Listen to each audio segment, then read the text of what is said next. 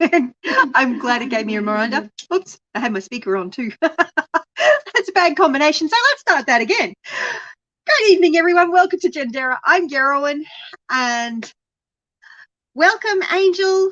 It's always nice to see you here. I hope Tom's feeling a bit better. And hi, Wild. Thanks for joining us. Always lovely. Yeah, I had my mic turned off. And it's my own fault. I was trying to sneak in watching a quick video before I was supposed to go live, which shouldn't have done that because it meant I had my speaker on and my microphone off. And that's not a good combination if you're going live. So yes. Anyway. Hi, Ed. Oh, I think we just finished a bit early for you, Angel. We finished up at about 9:15, I think it was. I'm actually a bit tired, so we're having a lot of issues with sleeping arrangements here at the moment. So yes, but yeah, welcome everyone. Thank you so much for joining me. So it's been a big week, big week. So some of you may have seen the video I have up on my channel with the Did the Snake Do It? And the community tells me no, it's definitely not a snake. It was most likely a Christmas beetle. I think, don't quote me. I should actually check it, shouldn't I? I did actually find, no, that was not what I found. And I'm not showing you what I'm looking at the moment, am I? So a Christmas beetle is definitely not the bugs that I found. So this is a Christmas beetle. Well, these are Christmas beetles. I haven't seen any Christmas beetles around the property. What I have seen, and I thought it might have been, don't know if I'm calling it the right thing. Yes, I am. Here we go. So that's the Christmas beetle. I haven't seen any Christmas beetles around, but I have seen some of these guys. These are the Rhinoceros Beetles. I think that's what they're called, Rhino Beetles. So yes, and unfortunately, the one I found, I didn't show it to the boys straight away, and something came along and took its head off, which that's the interesting part. But yes, it's a very interesting beetle, this one. So I'm wondering whether maybe the Rhino Beetle is what's actually coming out of. Oh, Christmas beetle is a generic term. It's a beetle. Okay, well, I have seen one of these, but I didn't see them in the wood chip mulch pile underneath the clothesline. But I'm getting these little holes popping up all over the yard now. Hi, Andy. Thanks for joining us. Yep, that's a Rhino Beetle. So I have seen one of those. I haven't seen any of the Christmas beetles. But I have had a few people tell me that it could be the Christmas beetle. They are very pretty, but I haven't seen any around the property. Have seen the Rhino Beetles.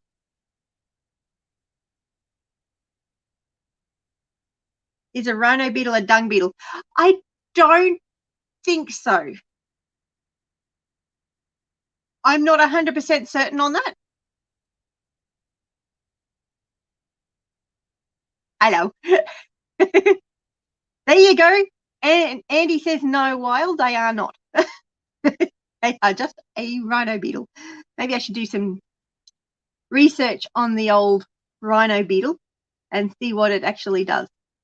But yes, anyway, I think it might be the Rhino Beetle, but I haven't actually. So glad you're ready. You know a lot more than I do about beetles. Have I missed saying hello to anyone? Hey, Mike, the caveman, or are you wild? You're not savage, so I think you're wild. Anyway. Hi, Annette. Welcome. Lovely to see you here.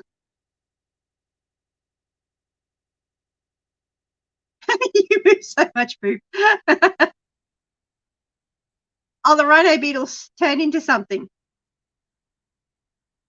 Well, most beetles turn into something, don't they? Anyway, meanwhile, I'm clicking on the wrong thing and you can't see what I'm clicking on. So let's go back to my channel. So this was not caused by a snake, and I should probably change the thumbnail to or a beetle or something. I don't know. Anyway, but exciting thing is I had 2 broody chickens and had 1 chick. Actually, that was probably about a week ago now. We now have 6 chicks, which is very exciting. I did a video at this point when I had 4 chicks. So I separated out 1 of the broody hens and 4 of the chicks and put the other broody hen with the eggs. She was not happy. She was even less happy with me when I took the next 2 chicks that she hatched away from her and gave them to the other broody hen and left her with the eggs again. But she hopped off the eggs and I want her to stay on the eggs. Because it took me so long to discover that I had a brood chicken and take all the other chickens out. I've probably got chickens that could hatch pretty much every day for the next 21 days, which is a problem. Actually, no, there's not that many eggs in there. So I'm probably going to leave her after this lot and just go, yep, I'm done with that. They can just have those eggs that they've got there and the chicks that they've hatched. So, but the chicks are so cute. They are just the cutest little thing. Yes, and I did a Shed Wars garden tour. And Cosmic Cultivators, Chris left a comment in my video where I had the aquaponics disaster, implying or suggesting that Gina or one of my Homestead Aquarius spies, which they're spies now because I'm on Team Will It Grow now. I was in Team Aquarius for SHEDWARS21, but for SHEDWARS22, I'm now in Will It Grow. So,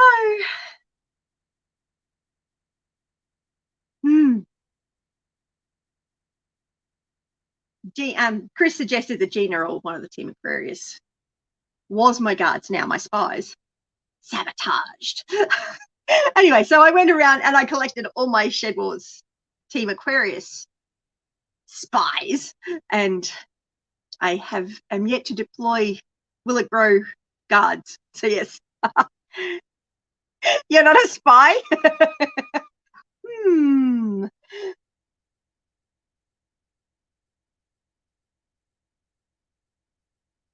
Oh, you're in Team Aquarius. Yes, you are. You are in Team Aquarius, aren't you? I don't know, Andy. You could be a spy. Got to make sure you're not sabotaging my garden.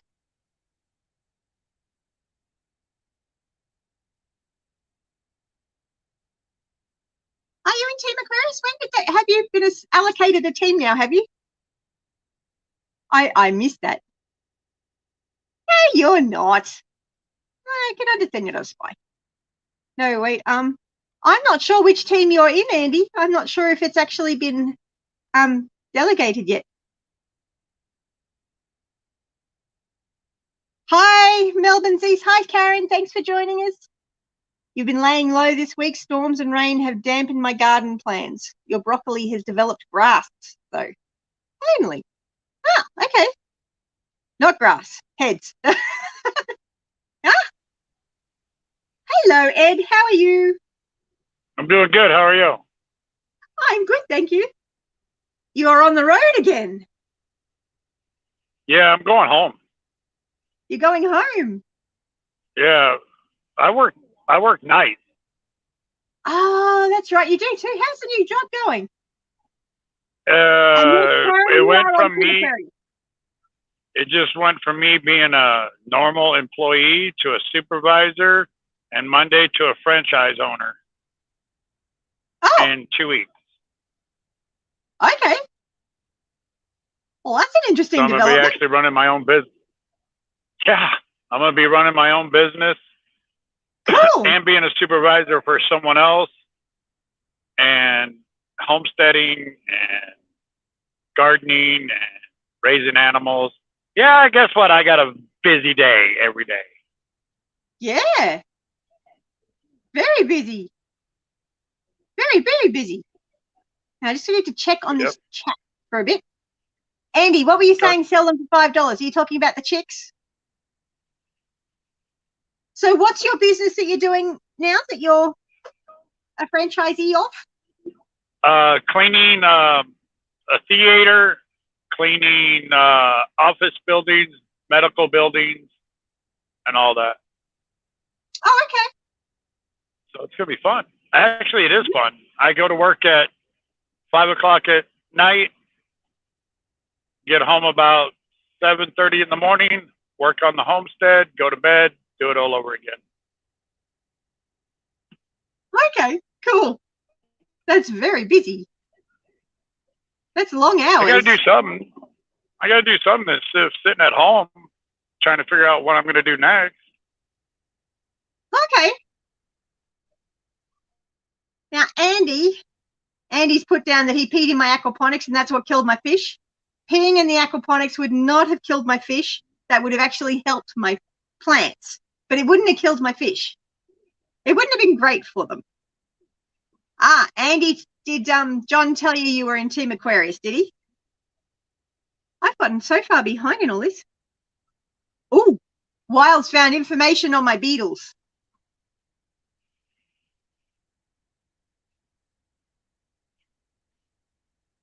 Aquarius fish. Yeah, we do. I do tend to have a lot of Team Aquarius in here. Have you got no sound at all? Is there no sound? No sound. That's not good. Can anybody hear me? I hear you just fine. That's excellent, Ed.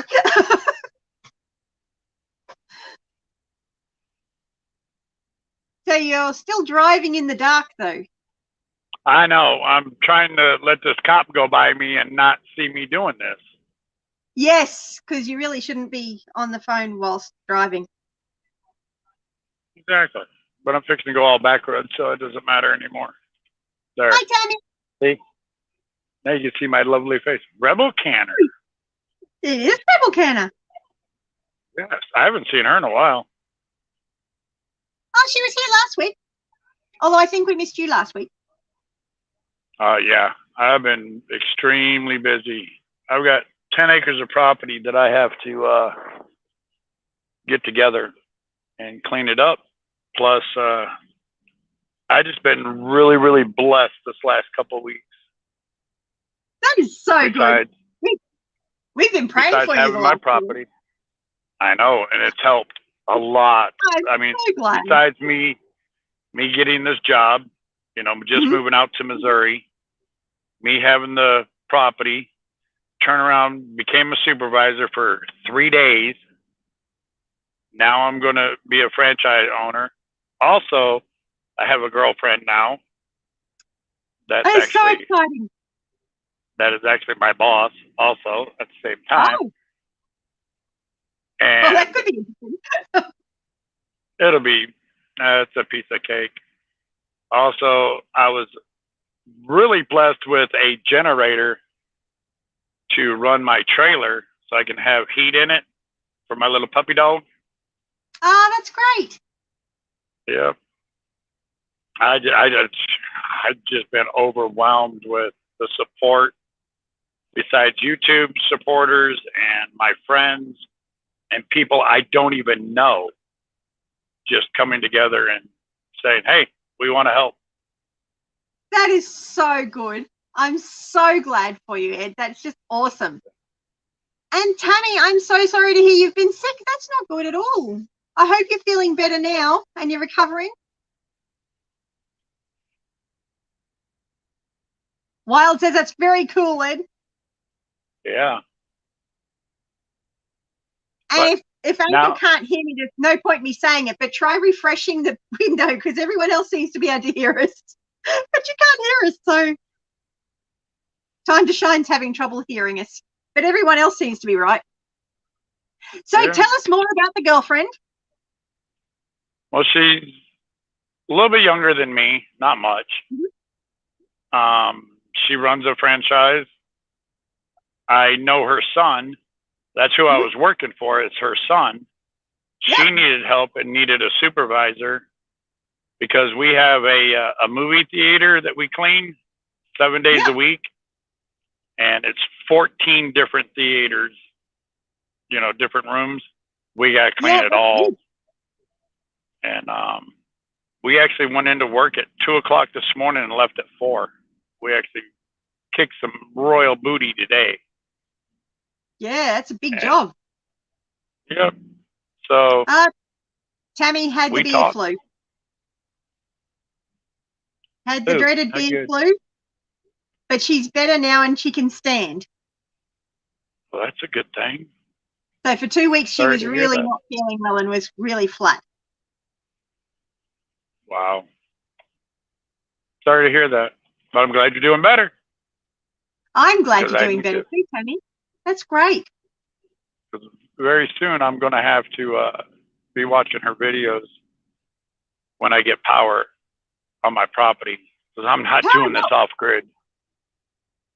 No. Me and off grid are not getting along right now. Not doing so well, huh? No, it's a different lifestyle, that's for sure. And I praise anybody that can do it. It's just, I've got too much stuff that I want to do where I need power. Yeah. So, and I'm getting ready to, I put a video out of the mile road that I have to go down to get to my property. Mm-hmm. It's a disaster. You should check it out. You'll see what I'm talking about. It's You've not got a video fun. that I've been wanting to watch for a week. Do what? You've got a video that I was wanting to watch for about a week now, and I haven't had a chance to go over to your channel and actually look at it. Willa Grow kept saying something about a tree jumping around the property or something. Oh, the yeah. Tree kept moving. I cut a tree down, and I had it going the way I wanted it, because I used to cut trees for a living when I was younger. And the wind shifted on me as it was falling. When it did, it blew it into 2 other trees and left it standing up. And then I cut it again, and all it did was drop down and stand there and literally walked about 10 to 15 feet from where I originally started cutting it. Finally made one last cut after the 6th cut, and it fell back the opposite direction than the way I had it going.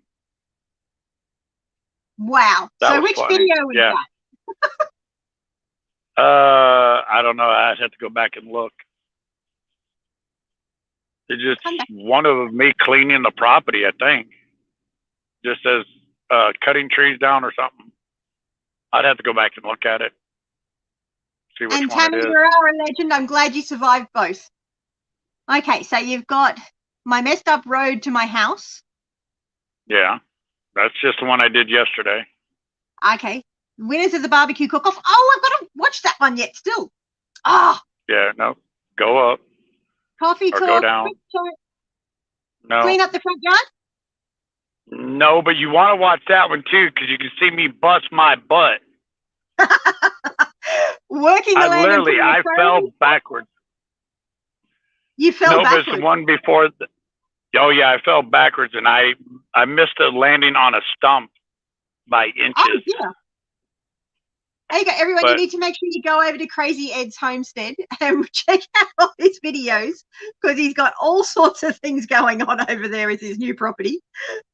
Yeah, link it's a disaster. There's the link.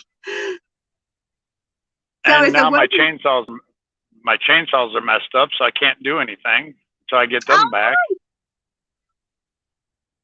So yeah, it's been interesting. A YouTuber tracked you down. Who was it? Yeah. Do what? You got a video here. A YouTuber tracked you down. Yeah, it was Hood's Custom Shop.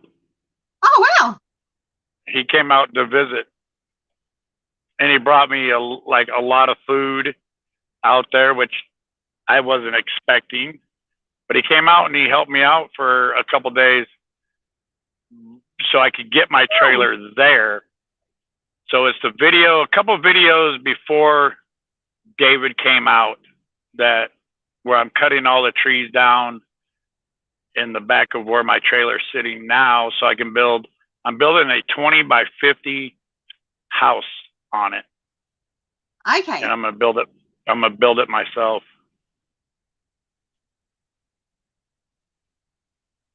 And then I'm gonna do mine a little different. You know how everybody has these nice little barnyards for their chickens and all that? Yep. Well, I'm gonna get all pallets. I'm gonna make the chicken house out of the pallets. Yeah. And then for the fencing area, I'm gonna use my trees, my little bitty trees that's on my property, and I'm gonna make them their chicken run area out of that.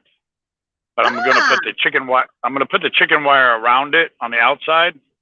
Yeah. So nothing can get inside there. But it's gonna be pallets and the wood off my property. Nice. Instead of me going out and spending, hundreds of dollars on fencing and all that, since I already got it and I have access to a lot of wood, might as well use it. Yeah. I mean, I got 10 acres of property that I have to clean up because when the loggers went through this place, they just pushed trees and everything right over onto my property and other people's properties. Oh. And we have an elderly couple that moved in above me, or they're getting ready to. And they're like, well, we don't own chainsaws, don't know how to use them, but we got all this wood here. I'm like, I'll take it. I'll come and cut it all up. And they're like, well, are you going to charge us for it? I'm like, nope, free of charge. I will come in there and I will dice it, clean it up the best I can, and I'll take all the wood for payment. They're like, okay. They got 35 humongous oak trees that are on the ground. Oh, wow. That I'm going to drag down to my property because I may be getting a sawmill. Oh, nice. And then, yeah, well, I'm going to try to build most of this house out of all the trees that are on my property that are on the ground. You've certainly got a lot of trees. Yeah, I do. But I like it, I'm really, really blessed because I've been talking to a preacher right down about 3 or 4 miles from my house or where I live. And I'm going to try to start going back to church and really, really focus on the Bible and what I'm supposed to be doing, and it's helped me out a lot. The stress, all the, the drama that was associated with me and this channel of mine, it's just gone. I just don't care about it no more. I gave it to God, let him take care of it. But I'm happy. I'm like really, really stupid happy. I haven't been this happy since 2014. It's been a while. That is and what's so great, cool.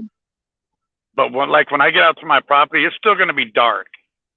I can sit out in front of my trailer, just sit there and can't see 2 feet in front of me and just look at the stars and listen to the quiet. I mean, literally, it's so awesome. That's so good. Yeah, in the last, month since I've been out here, 3 weeks. Oh, where'd the road go? There it is. I can't ask for I can't ask for a better life. I really can't. The people, being YouTube creators, and we're still going to have our haters, and all that, and that's fine. It's not going to affect me anymore. That's so good. Andy is very impressed by your trailer. You'll have to give us a tour sometime. Oh, yeah, after I clean it. I've just... That's always a good idea. No, I've got... Well, because of David bringing all this, you know, canned goods and boxed goods and all that out to me, because he thought I was out there with nothing. And I'm like, no, I got plenty of food, and I appreciate David. David from Hood's Custom Shop, he's awesome. I mean, he did not have to come out and help me for 2 days. If you go to his channel, he also has drone footage on his channel of my property. Oh, that's cool. Yeah. What was his name again? Hood's Custom Shop. He's very, very talented when it comes to doing his videos, and he owns a sawmill, and he'll come out as soon as I can, you know, come up with the money for it. I can get him to come out there with his sawmill and cut everything I want, and he would do it. That is really cool. But I moved from a Walmart tent that I was out there for a week and a half living in to finally getting my 31-foot travel trailer there, and now running in that only at night because I leave my dog there, and it's been down to like 28, 29 degrees, which is for US, it's very cold, but I leave a heater on for her. So I run my generator only at nighttime for her. And when I get home, I turn it off and go to bed. Normally when I get home, it's daylight, except for today, it won't be. So I'll go out and I'll move stuff around and sit there and just picture of where I want everything. Yeah. And how it's going to look. And let me tell you what, Janderra, when I'm done with all the animal building, coops and whatever, and get my front entryway cleaned up, people are going to be amazed how I painted this picture. Because in my head, and the way I can actually stand there and look at the property and see everything in detail, I'm amazed that it's the way it's going to look. That is so cool. Yeah. This video of the that Hood's Custom did is great. I should put a link in the description. Oh, I've got the sound off. You need to come and watch it, guys. He did a really good job. And see that sunset, if I'm home in time, I literally can sit at my kitchen table in my trailer, open the blinds, and watch that sunrise every single morning. You can't get any better than that, Janderra. I'm telling you, you can. The life I'm living right now, you can't get any better. Plain and simple. It's good, isn't it? I don't know how more blessed that I can be at this point in my life, almost 55 years old. And I'm just, it's awesome. It's an awesome feeling to be able to talk, especially to a preacher, face to face, and pray with them and start feeling the way I used to when I became an ordained minister years ago. And it's just amazing to feel the man put his hand on my shoulder and prayed for me and feel every bit of stress and worry lift off your shoulders, your mind. I don't know how to really explain it. It's so good. But it makes your mind clear so you can start seeing what you're supposed to be seeing, what God has put in front of you. Mm-hmm. and I can see it clear as day now. Before it was just fuzzy and wasn't That's sure so what good. I was supposed to do. But I wanted to come on and talk to you about it because you're one person that's been there and I know has been praying for me and has been a supporter of mine like I am of yours. Mm-hmm. And I wanted you to hear it firsthand because no one else knows really what's going on with me except I got a job. I'm so happy for you. It is so good. Because God absolutely loves you to bits. Yep. Now, see, when I turn off this light, see how dark it is? Yep. That's the way my property is at nighttime, is pitch black. And I park my truck right beside my trailer. When I open the door and I don't have no lights on, I can't see my truck. It's literally 10 feet away from my door and I can't see it. That's how dark it is on my property. It's awesome. I mean, I haven't been happy. You'd about to see an amazing amount of stars. Yeah. Oh, the stars out here at night are just, they're dancing. It seems like just for me to see. It is just amazing. That is so cool. Wild Edibles says he's so glad you're doing well. You deserve it. Thank you, Wild. And Melbourne East says congratulations on the job. Well, thank you. That's so good. It's definitely a different career path, you know, because I've done carpentry half my life, and now the last 15 years I drove an 18-wheeler. Now I'm going to turn around and own a business come Monday of cleaning. I hate cleaning.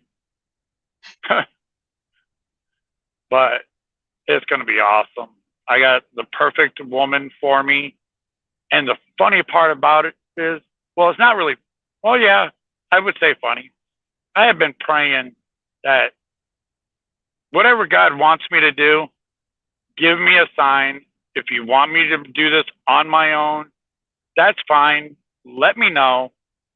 We've been having some conversations, me and the big guy upstairs.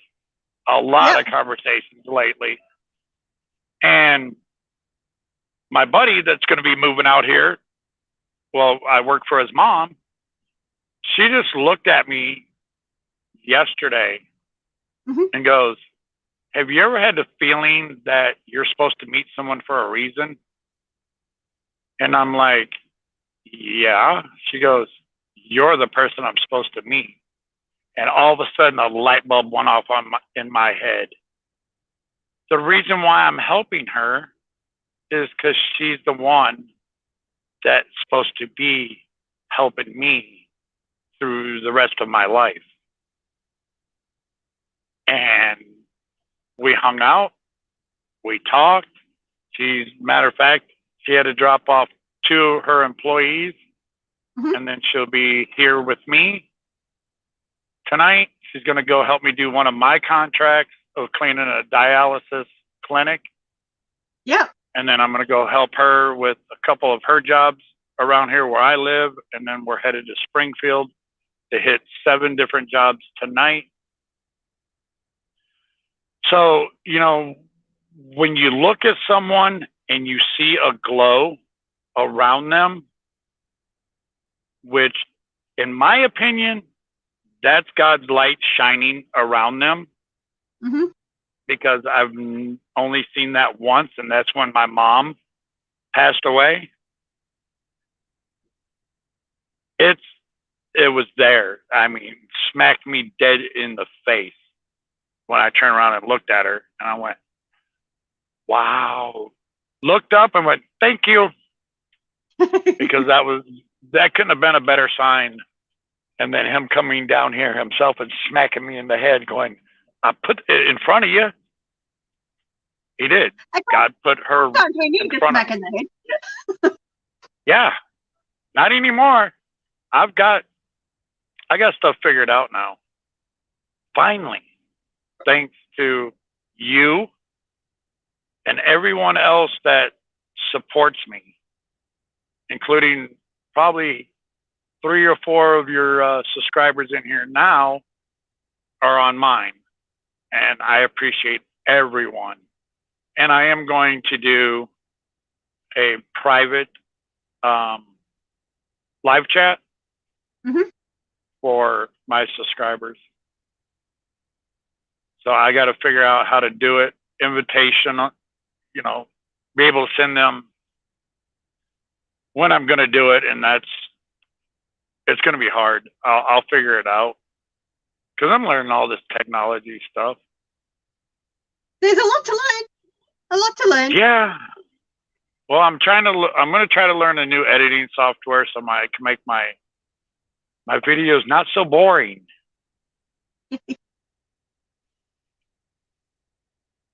It's the goal we've all got, isn't it? Make it so the videos are more interesting.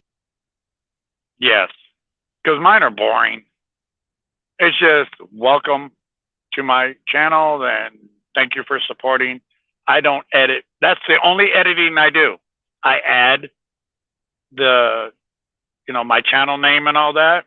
And then at the end, I thank everybody for watching and supporting. That's my editing.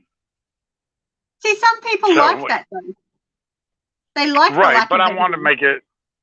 I want to put in like a few different things, like pictures that I have of certain things that's on the property that I haven't gotten to.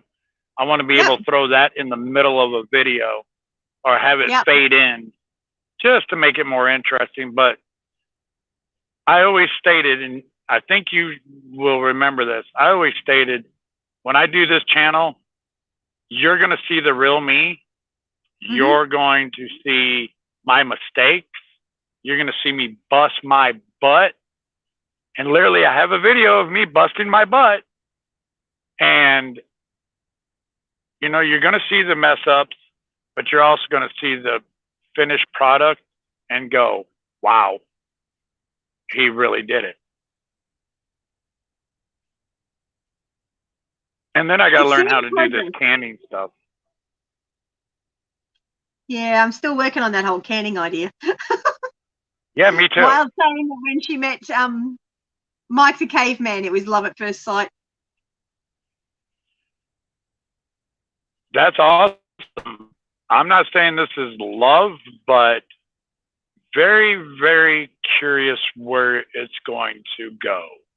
Granted, right at this moment, she's my boss because she pays me to do a job. And I took over tonight. I even told her what she was going to do at work. And she did it. Well, I am the supervisor, so I've got to go back through and I'm mopping floors, I'm vacuuming, I'm wiping windows down. I'm doing everything everybody else is doing, but I gave everybody a set job to do. Yep. And then I've got to go back and double check everything to make sure it's perfect. Because these people are being a little. I basically called them out and told them they didn't know what they were doing when it comes to making sure stuff was clean. They're trying to get her to take say the bathrooms. It's a gray tile, a dark gray tile. Yeah. Well, they're saying, well, the grout's white and it's black and we need to turn it white. And I looked at them and I looked at the rest of the tile throughout the building. I'm like, are you guys out of your mind? They're like, what? I go, that's not white tile or white grout. Well, yeah, it is. No, it's not. It's a gray grout to match the tile. I go, you guys going to ruin this grout to where you're going to have to pay thousands and thousands of dollars for someone to come in and cut all the grout out and redo it. And they're looking, they finally found the paperwork on the grout or on whoever installed all the tile. It's a charcoal gray grout that they put in between the tile. I just saved them thousands of dollars. Yeah. By calling them out on it. And they're like, well, how did you know? I go, you lay tile for 10 years. You'll know a lot about You'll tile. know. Yeah. Yep. Now, Tammy's just asked if you got Now your I peppers just got it. planted. No, I didn't. They're still in Louisiana in a freezer. I'm giving them to, because I have no power out here to really try to do all that. I'm actually going to try to get back down there to Louisiana to grab them all, and I'm giving all 14 bags of the hot peppers to Robinson Bellyacres, and they're going to make jellies out of it and salsa, and they're going to give me a can or two of each for giving them theirs. But I will learn it. I've got all the ingredients thanks to Rebel Canners. She's an awesome person. She sent me a recipe of doing, I think it was cowboy candy and how she makes it. And I bought all the ingredients, which I still have all the ingredients. I just have not been able to see her channel for some reason. I don't know why I can't see her channel. It shows that I'm subscribed, but I can't see nothing. That's interesting. Yeah. So I need to be able to go in and watch how to use the pressure canner. You know, the water bathing, that's almost pretty much self-explanatory there. But I'm going to have to do everything outside over an open fire to do like water bath and the pressure canner and all that, because I'm not using the propane up just for that. And I'm getting into thinking, I'm building an outside kitchen. Yeah. This is where I'm going to put my tiny house or my house. And when people want to come up to visit, you know, to camp out or whatever, I'm going to have a community kitchen. And that's where I'm going to put up a huge pantry there to do all my prepping and all that stuff. Tammy says you can water bath over an open fire. Cool. As long as I get the water boiling, that's awesome. Can you do it with a pressure canner over an open fire? That's a question. That's a good question. If not, I mean, I have the He'd subbed but couldn't see any of their videos. Yeah. YouTube's just a bit weird sometimes. The only way, and I'm not saying she did this, so Tammy, don't take this wrong. The only time I was told you would never be able to see someone's videos is if they blocked you from their channel. I'm not saying she did. Or it could be just YouTube being stubborn, because I'm fighting with them right now. Oh. Well, yeah. They owe me money. But they said they sent me my PIN code that I'm supposed to put in so they can start paying me. Yeah. And I'm like, when did you send it? Well, over a month and a half ago. Well, guess what? I've never gotten it. Well, yeah, we think you have. Well, really, dude?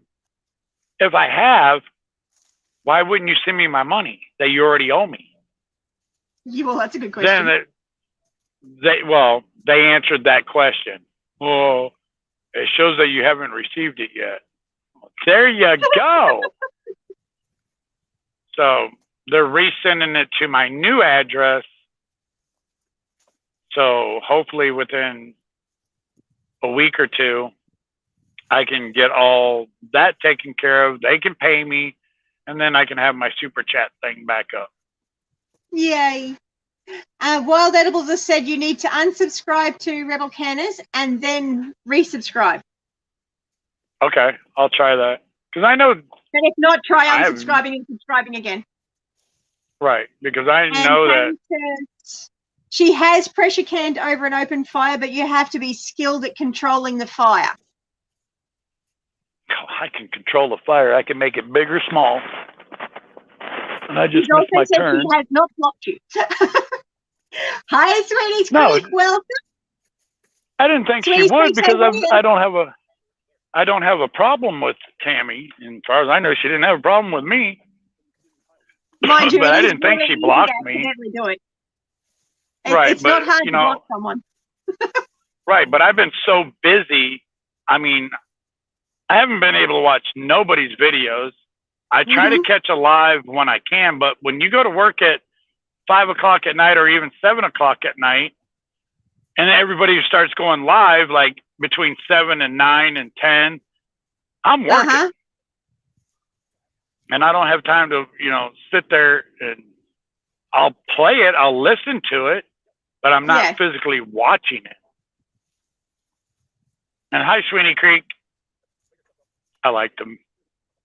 Oh, did you see my video that my live that I did with Vegemite? No, I haven't seen that one yet. Oh, that was about a month ago. The title of that the title of that one is Mail Call from the U.S. and Australia. I'm sure I've watched that one.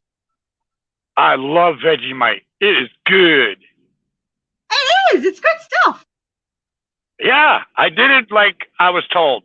Do it a little thin and all that, and then I slathered it all over another piece of toast. And I actually like it better, the heavier than the light. So yeah, it was good. Everybody's shocked. They're like, "You like that stuff?" I'm like, yeah, it's good. Oh, I'm sure I'd seen it. You should. Well, it was alive, so because I got all the Vegemite from Hoops sent that to you, didn't it? Hoops.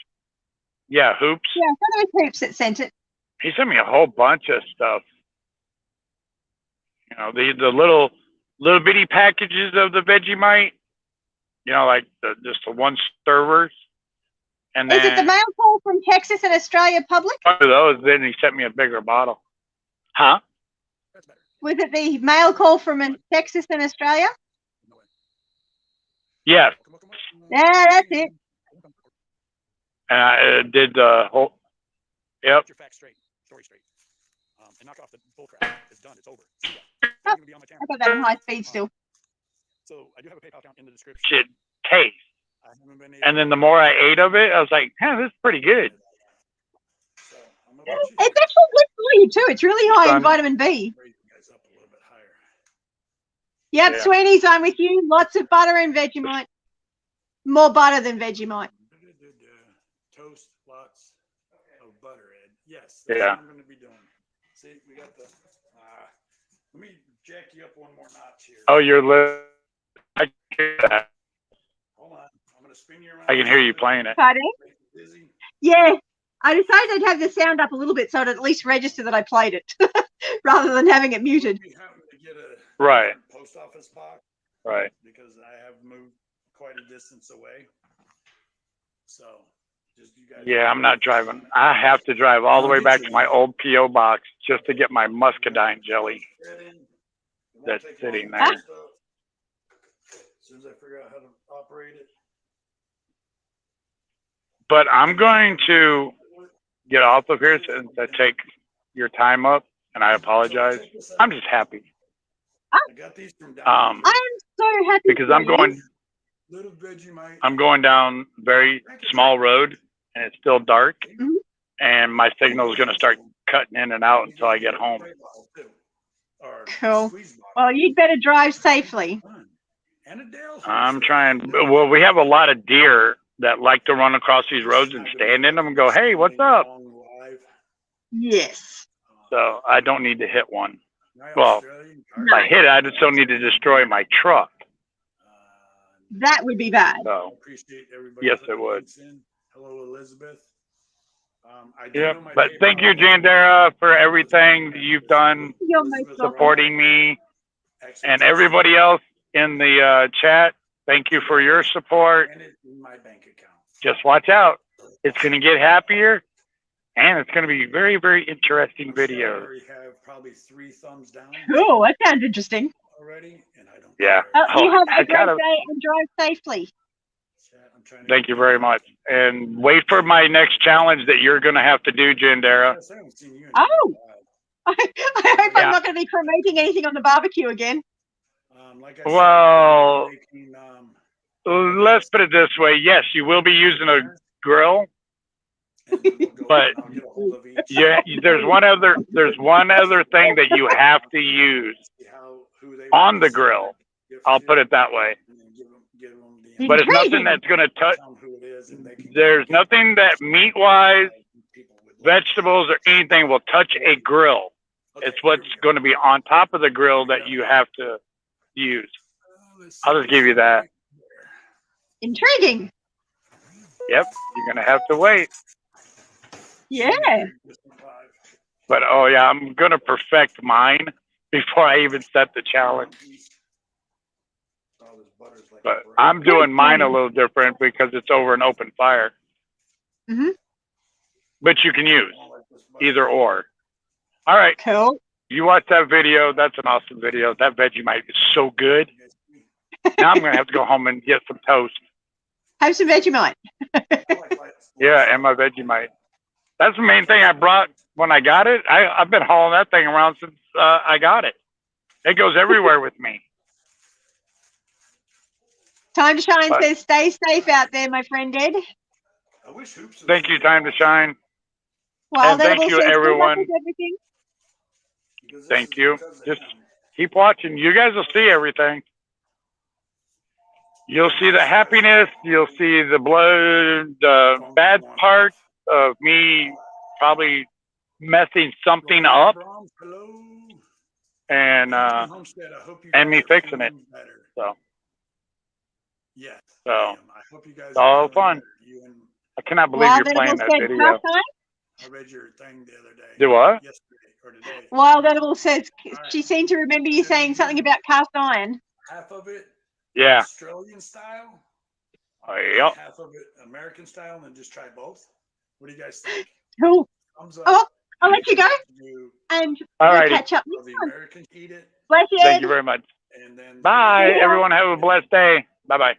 Give me a thumbs up. Oh, better give Ed a thumbs up. Pretty cruddy, but overall not. Where's the thumbs up button gone? There it is.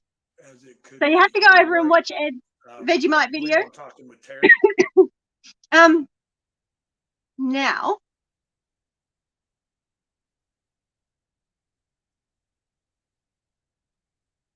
Your chicken shorts are always interesting, Wild.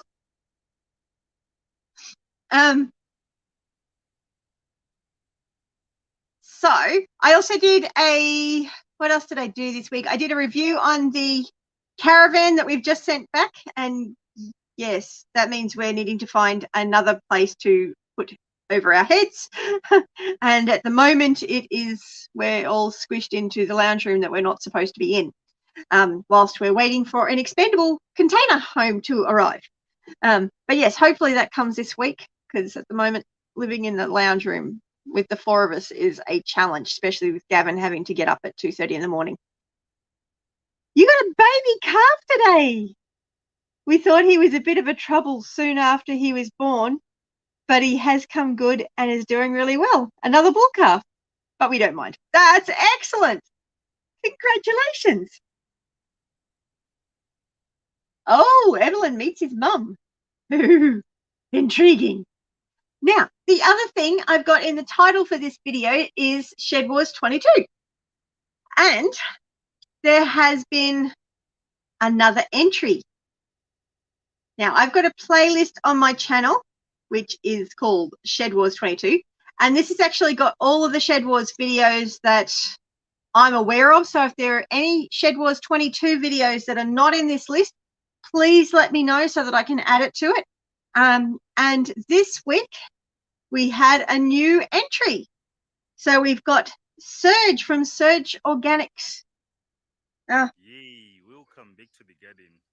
It's been Oh, and he actually did it as a premiere as well. So as Serge Grows Organic, he was one of our original Southern Hemisphere Shed Wars channels last year. So I will put his link in the chat. So yes, let's go back to the beginning and we'll watch Serge for a little bit. Yay, welcome back to the garden. It's been a while, guys. As of late, I've been getting quite a lot of commitments, and trying to balance things has been proving to be difficult. I've been having to move in between towns, so I haven't been getting much time to concentrate on the garden. But now I believe that is going to change. So this video is to announce my entry into SHEDWARS22. And for those of you who don't know who I am, my name is Sage, Sage from Sage Grows Organics, and I'm from the Southern Hemisphere, from a country called Zimbabwe, in the Midlands province, from a town that is called Rishavane, and this is what I do. I love gardening, I enjoy plants, and I love nature. So I'm just going to give you a sneak peek of my garden so that you can get an appreciation of what I do. So let's get into it. Excellent, Melbourne. Thanks, Karen. So I just figured look at this this video comfrey. This comfrey is just awesome. Wow. Now, Angel, Time to Shine's not in SHEDWARS22. He's in SHEDWARS21. I'm not sure when the Northern Hemisphere is going to be able to volunteer for SHEDWARS22, but other than that, your season won't start until next year. I hope that helps. come out next if I start with what's looking good in my garden. So over here I've got these potato plants Lyle. that are doing well. Okay. Next to the potato plants, I've got my comfrey, which is now flowering. That's great, sweetie. And I love the Absolutely flowers awesome. of comfrey because they attract pollinators. Sleep well. And, they are just beautiful. I've got these moringa trees which I'm growing in these bags. So I love Serge's moringa tree. Because you don't have space, my moringas are so sad in comparison. You can use these bags to grow your food, and it will grow well. So these moringa trees are now about 1.5 meters tall, and they are growing in these bags. I have moringa envy. I've also got this corn that I'm growing in the same bags as well, and it is doing well. Got that one. I've got my marigolds, and look at his garden. I've also got some mulberry that I'm growing from cuttings. I've got my lettuce, which is now bolting. I've also got my society garlic. I've got my parsley. I've got a moringa that is flowering, and it has started sending out some pods, and it's growing in a bag. I've seen Will It Grows video, his entry video into SHEDWARS22, and the shape of his peppers and the shape of my peppers from this same plant. My peppers look dreadful. So now I really need to do something to help them grow. Brazilian starfish pepper plant. Okay. I've got some more marigolds. I've got some beetroot that is growing. Some more lettuce that is potted, and over here I've got more of the society garlic. I've got my nasturtiums. Some more lettuce that is potted. I've got some more marigolds, society garlic again, more lettuce that is potted, and I've got my kale that is growing in this bed as well. So my mom was telling me that during the period that I was not at home, water has been a problem. So as you can see, some of my plants are not looking good at all. This is because of lack of water. We might have to watch that after this. They've been experiencing some severe drought.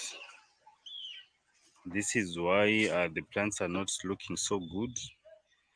So I think I have to come up with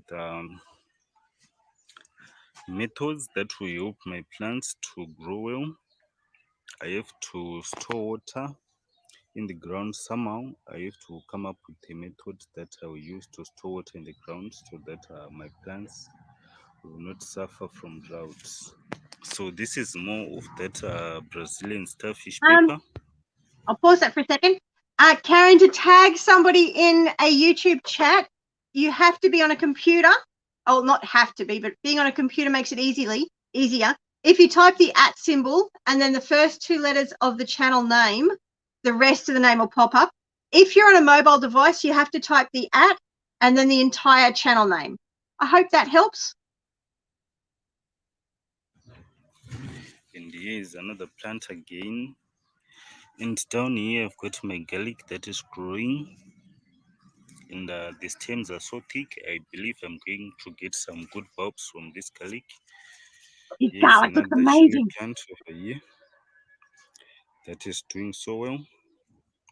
And Hopefully I can learn something from this him. is some tunga that is potted. Okay. Yeah, being Down on a here mobile I've makes got it another a lot harder. marigold that is looking beautiful. And this is some more kale. Over here I've got My my tail got moringa tree, decimated. which I pruned about 2 months ago. And now some new shoots have come up and it is growing so well. I'm going to be harvesting from this very soon. Okay, let's move on to the other sections of the garden. I might try doing some air pruning on my Okay, so over here I've moringa. got some So great. grapevines that I'm growing from cuttings. So this is where the new shoots are coming from. You can see that this is being grown from a cutting. And I've got more of those. And I've got loads and loads of mint. Over there, I've got some more comfrey. Comfrey. I love comfrey. That is potted. So what this means is that I'm going to get more lettuce seeds. Lots of lettuce. Today I've got some avocado saplings. Nice. And, this is my spinach. Some more I have watched it before, nasturtiums. but it's always nice to watch it again. This is an aloe plant. Some more avocado saplings, and in that bed over there, my mother is planted some okra, and I believe it is going to do well. Okay, over here I've got some more lettuce that is potted, and I've left this lettuce to boat so that I can get as much seeds as I can. So as you can see, I'm going to get loads and loads of lettuce seeds. This is some red salad bowl lettuce. And I won't ever need to buy these seeds from the store again. No, he won't. Okay, here's some more marigolds over here. And I've got some pepper plants that are growing here. And they are doing so well. They are fruiting very well. And we've been enjoying these peppers.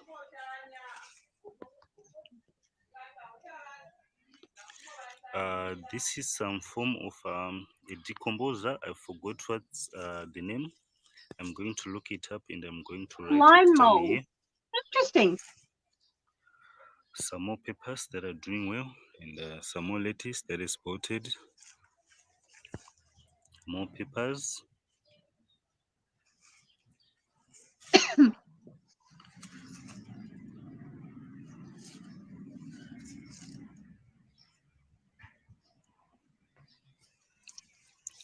And this is that Brazilian starfish pepper. Look how many flowers it is sending out and how many peppers it is sending out.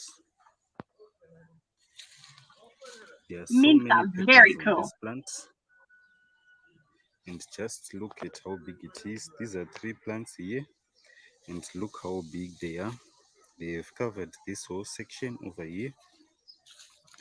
And there are so many peppers on Lots of these peppers. plants, and they are still sending some more flowers.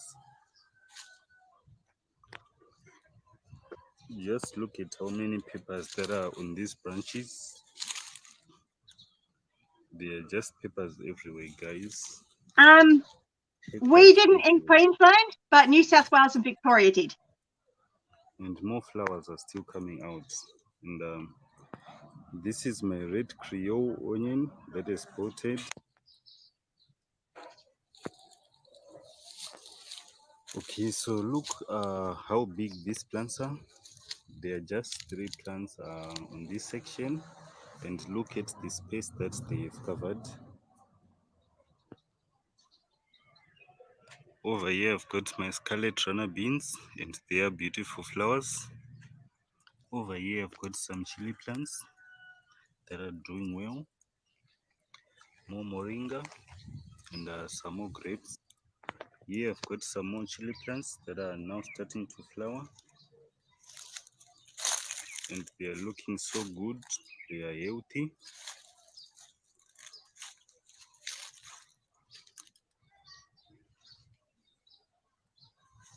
Here is another chili plant, and loads and loads of sweet potato vines.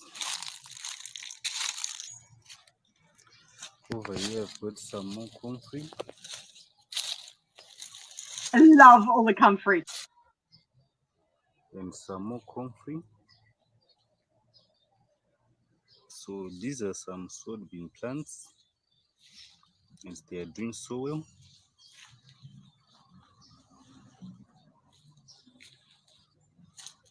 Okay guys, so this is what I've got. This is what I'm working with in my garden. I'd just like to thank you for watching up to this end, and I believe we are going to have a great time in SHEDWARS22. So thank you guys for watching up to this end, and see you in the next video. Oops, I clicked on something. Please be careful clicking on something. Yeah. Clicking on something is dangerous.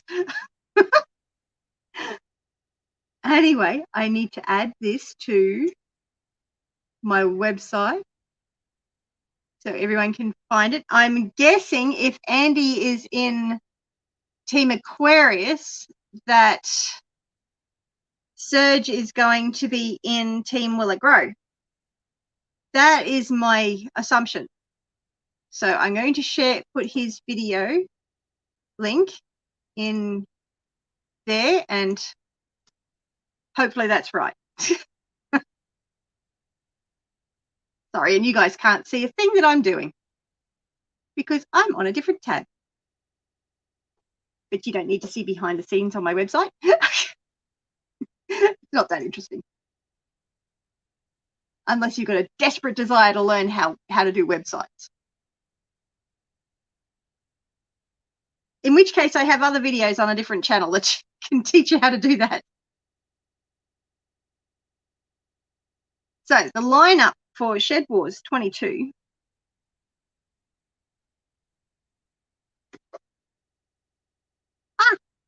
What did I do? Oh, it's all good. My computer's just having a slight hissy fit. So if you go to SHEDWARS22 SH draft, leave that link down there. So there's the link for that one. It has the lineup of the 10 channels that are currently in SHEDWARS22 for the Southern Hemisphere. Oops. Oh, now what's happening up here? So you've got a high of 11 degrees today and a low of 5. Oh my goodness. That is very chilly. Now I've missed a whole heap of chat here. You can't keep your chocolate mint alive. Chocolate, I've had trouble with chocolate mint too, actually. I've had a lot of trouble with chocolate mint. Normal mint seem to go well, and lemon balm and oregano. But yeah, chocolate mint I've had a lot of trouble with too. Hi, Darren. Thanks for joining us. It's lovely to see you here. Haven't caught up with you for ages. Now, if anyone wants to come up and join the panel, you're most welcome. Just catching up on the chat a little bit. Yes, it's 11:05 at the moment. Well, it'll be 10 past 11 now. It took me a while to read that comment. Sorry about that, Karen. So it's 11 p.m. in Melbourne and in New South Wales. In Queensland, it's only 10 past 10.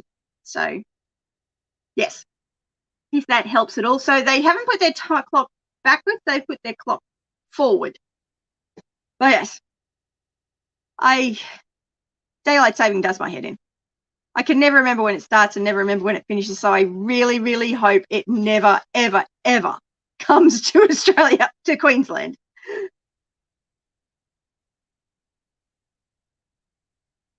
So Tom has grown mint every year and it just keeps building up.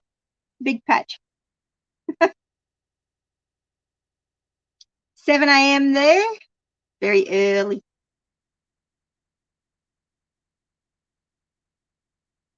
Oh, that's right. New video. I nearly forgot. I'm going to hunt down Wild Edibles' channel.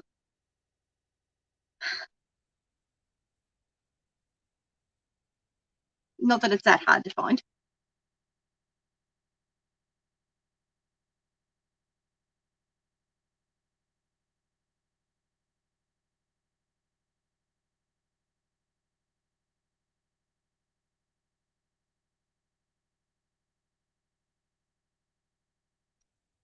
Okay, so I'm going to check out your new video too, do I, Angel?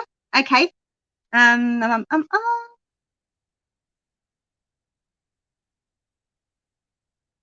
Okay, so is it, oh, funny adult humor, huh? Okay. We have been warned. And you can stand back and he oh. Yeah. I don't know where they opened it up. So. Here we go.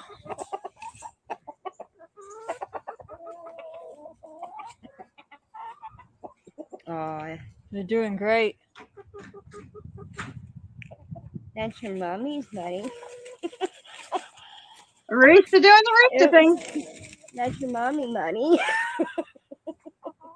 Well, that's not good to hear, Darren. And I'm sorry you're not having a good time at the moment. Aren't related to you, but the other ones are kind of related. There's a lot of people that are struggling with lots of things at the moment. Anyway. I think it's time for him with all these girls. He's over Hey, here. he's having a blast, isn't he? His family. Busy Rooster.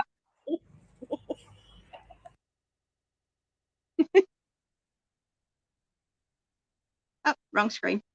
And you can stand back and he oh. Yeah. It didn't take him long, did it? Here we go.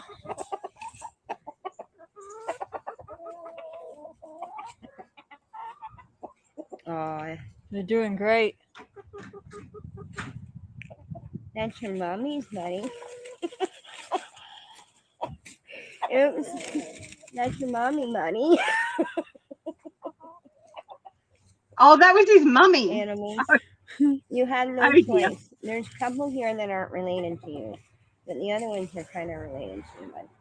But we're not saving any babies from you guys anyway. I think it's time for him with all these girls. He's over here protecting his family.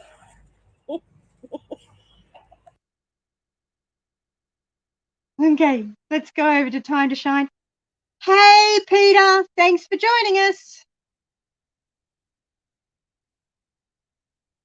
Him, her, she's a funny rooster.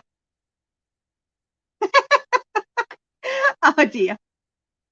Okay, so your latest video. Hi, guys, and welcome to Time to Shine Homestead. Yes, I'm still feeling ill, guys, but happen to be out sitting here having a drink of water. And there's a chipmunk right with my pet chicken. A few minutes ago, guys, they were right beside each other eating it, and she was not even, doesn't have a care in the world that he's there. And she got out again today to greet me, so I left her out for a while. She's actually foraging and spreading manure for me, guys. I don't even have to do it because she's doing it for me. But yes, this is my sock. It's really friendly. Lovely to light the brown. Guys, there's lots of worms in this manure that's broken down. Then you see the She chipmunk, will be guys? loving it. Not a care in the world. She's gentle. She won't even hurt him. But anyways, guys, I just thought I'd show you that. It's a nice thing to see in the evening. Me just sitting here relaxing. I'm gonna have coffee. Thank you for sharing that, Time to Shine. That is so cute. But anyways, guys, I'm slowly getting a little better anyway. Much love and God bless, guys, and have a great evening. That is so, so cute. Hi, guys, and welcome. Very, very cute.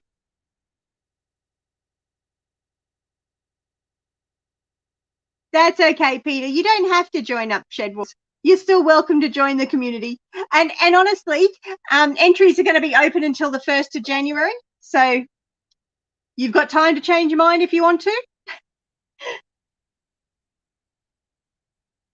No need to buy peanuts for the chippies. Now they like chicken feed. Yes, well, that's true. Oh, I'm sorry, Tammy. How long have you been there for? I just snuck in. I decided I'd go brush my hair and make myself presentable. Well, thank you for joining us. Oh, I didn't do a very good job, but you know. Oh, do you want me to make you smaller again? No, that's all right. Oh. So how's everything going over your end of the world? So you're just recovering from the nasty virus, huh? Yes, and it hit me hard. Did it? Cough. Yeah, I had to go get the immune therapy infusion, and now I'm feeling much better. So you did have to go to hospital for a little while?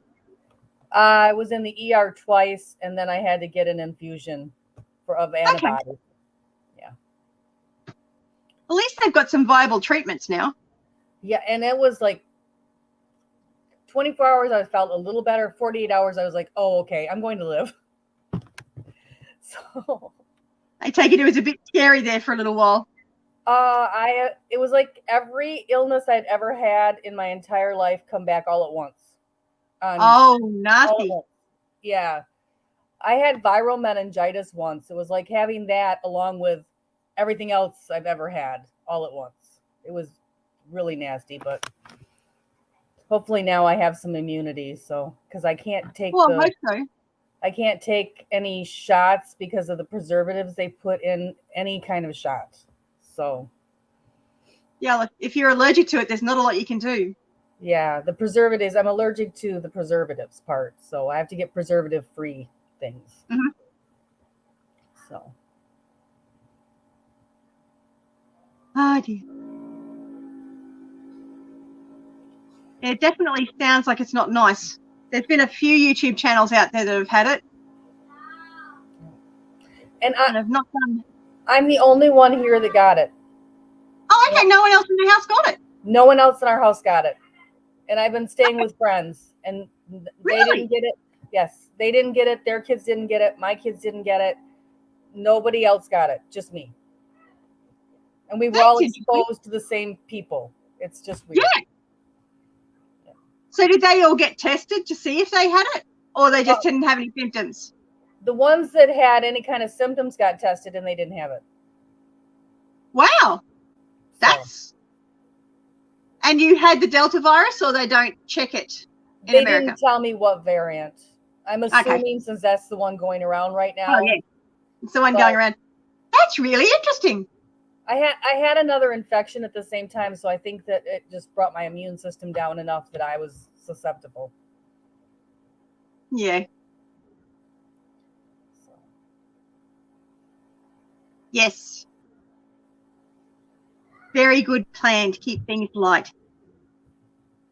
There's a lot of fear and negativity around the whole thing, and that's certainly not going to help. Because when you're fearful, it actually takes your immune system down. So exactly. So just we don't want to do that. Nope. Build your immune system. I'd actually forgot to take my vitamin D, so that was another thought I thought that why I probably got. So I'm back on my vitamin. They say the natural immunity is much better for you. Yeah. So you don't have to worry now. So you're helping in part of the herd immunity. Thank you. You're welcome, I guess. Not that you actually help me all that much, but you help the people of the planet. Yes, the entire planet. I have heard the natural immunity is a lot better. I'm hoping so. Yeah. Well, it sounds like it's going to be around for a while. So what have you been canning lately? Or I suppose you haven't been doing much canning while you've been not feeling well. I haven't canned because I haven't been feeling well. But today I go get my wood stove put in my cabin. So I'm very excited. That is very exciting. Because I moved recently off grid to a place in the country, and I have no heat. And it's November in Michigan, and we have snow. So that's why I've been staying, as you can see, in my, not my room. No, I was going to say, it doesn't look like you're off-grid cabin. Not till I can get some heat out there. So I'm very excited. I got a 1930s home comfort wood cook stove. So with a big oven over the top and everything. So I'm very excited to get the girl put in, and she's been sitting there inoperable next to the flue pipe. And today she's going to move 24 inches from the wall and get the pipes put in. So then I'll be able to light a fire. That's so good. That is so exciting. Because, I mean, clearly a wood stove would be good for doing canning and preserving on, wouldn't it? Because you can control the heat and the temperature. Yes. And it's got a big wood boiler, so I'll have hot water in the house. Yes. You'll be all civilized out there. What are you going to do with yourself? I'll be all 1930s modern. You will. You're not going to be roughing it anymore, girl. I don't know. Hang on. I do have a couple alternate propane stoves that I can use. One is also 1930s. Love it. And then the other is out of a RV camper. And so one is going to be inside also, and then the other one is going to be in my outdoor kitchen. So it's been sitting in my greenhouse for a year. I've been using it in the greenhouse. So you must be getting really excited thinking about all the things that you're going to be able to do once winter's over. Somebody started a 30-day challenge on my Facebook group, and I'm like, I want to do that, but I haven't been able to because I haven't felt good enough. So I've been collecting recipes for that 30-day challenge. So I think I might do my 30-day challenge in January and do. That's a good idea. But I've got a lot of cranberry and a lot of turkey recipes I'm going to be canning here in the end of November. So as soon as turkeys go on sale. Thank you, Darren. Much appreciated. He's so good in the background, isn't he? He's a wonderful moderator. Oh, he is. I've stolen from my Facebook, too. Yeah, because he's been moderating in your Facebook group for ages, hasn't he? He has. He kind of is like, hey, I'm, over here. And I don't know what I would have done without all the help, because there was about 5 days that I couldn't pick my head up off the pillow. So it was really nice to know that everything was taken care of. So thank you. I appreciate it, Darren. It's probably been good for him too. So it's nice to be appreciated. Well, it's always wonderful when you make good friends. It is. Even when they're far away. And I mean, thanks to the YouTube community, we're not that far away, even though we are. Exactly. I seem to catch more of the Australian things because I'm a real early riser. So I was up by 5 o'clock a.m. our time, which is just been a couple of hours already. So I'm usually pretty good at catching yours because you're about the time I wake up. I always love having you join us. You should have asked for prayer when you weren't feeling well. I was too sick to ask for prayer. I'm going to add that to my prayers now. Praying for all those that are too sick to ask. Thank you for that one. That's a good point. I have a really good friend who is a minister and she is down to be the guardians of my kids if anything happens to me. And I text her, are you still available if something happens to me? She's like, good. And I'm like, good, then you need to pray really hard because I'm really sick. Must have been quite a challenge. Well, I'm a single mom. I adopted 3 kids. One of whom is now out of the house. She's over 18 and gone like the wind. Yep. But I have a 17-year-old and a 14-year-old still at home that I adopted. And that's what we can hear in the background, I'm guessing. No, those are the I'm staying. Oh, where you're staying? Where I'm staying, yes. Aha. They're my adopted grandchildren. Sorry. Let me go shut the door real quick. I'll be right back. Oh, you're right. It's all good. They're not that loud. Out with Elsa and Anna. I'll be right back.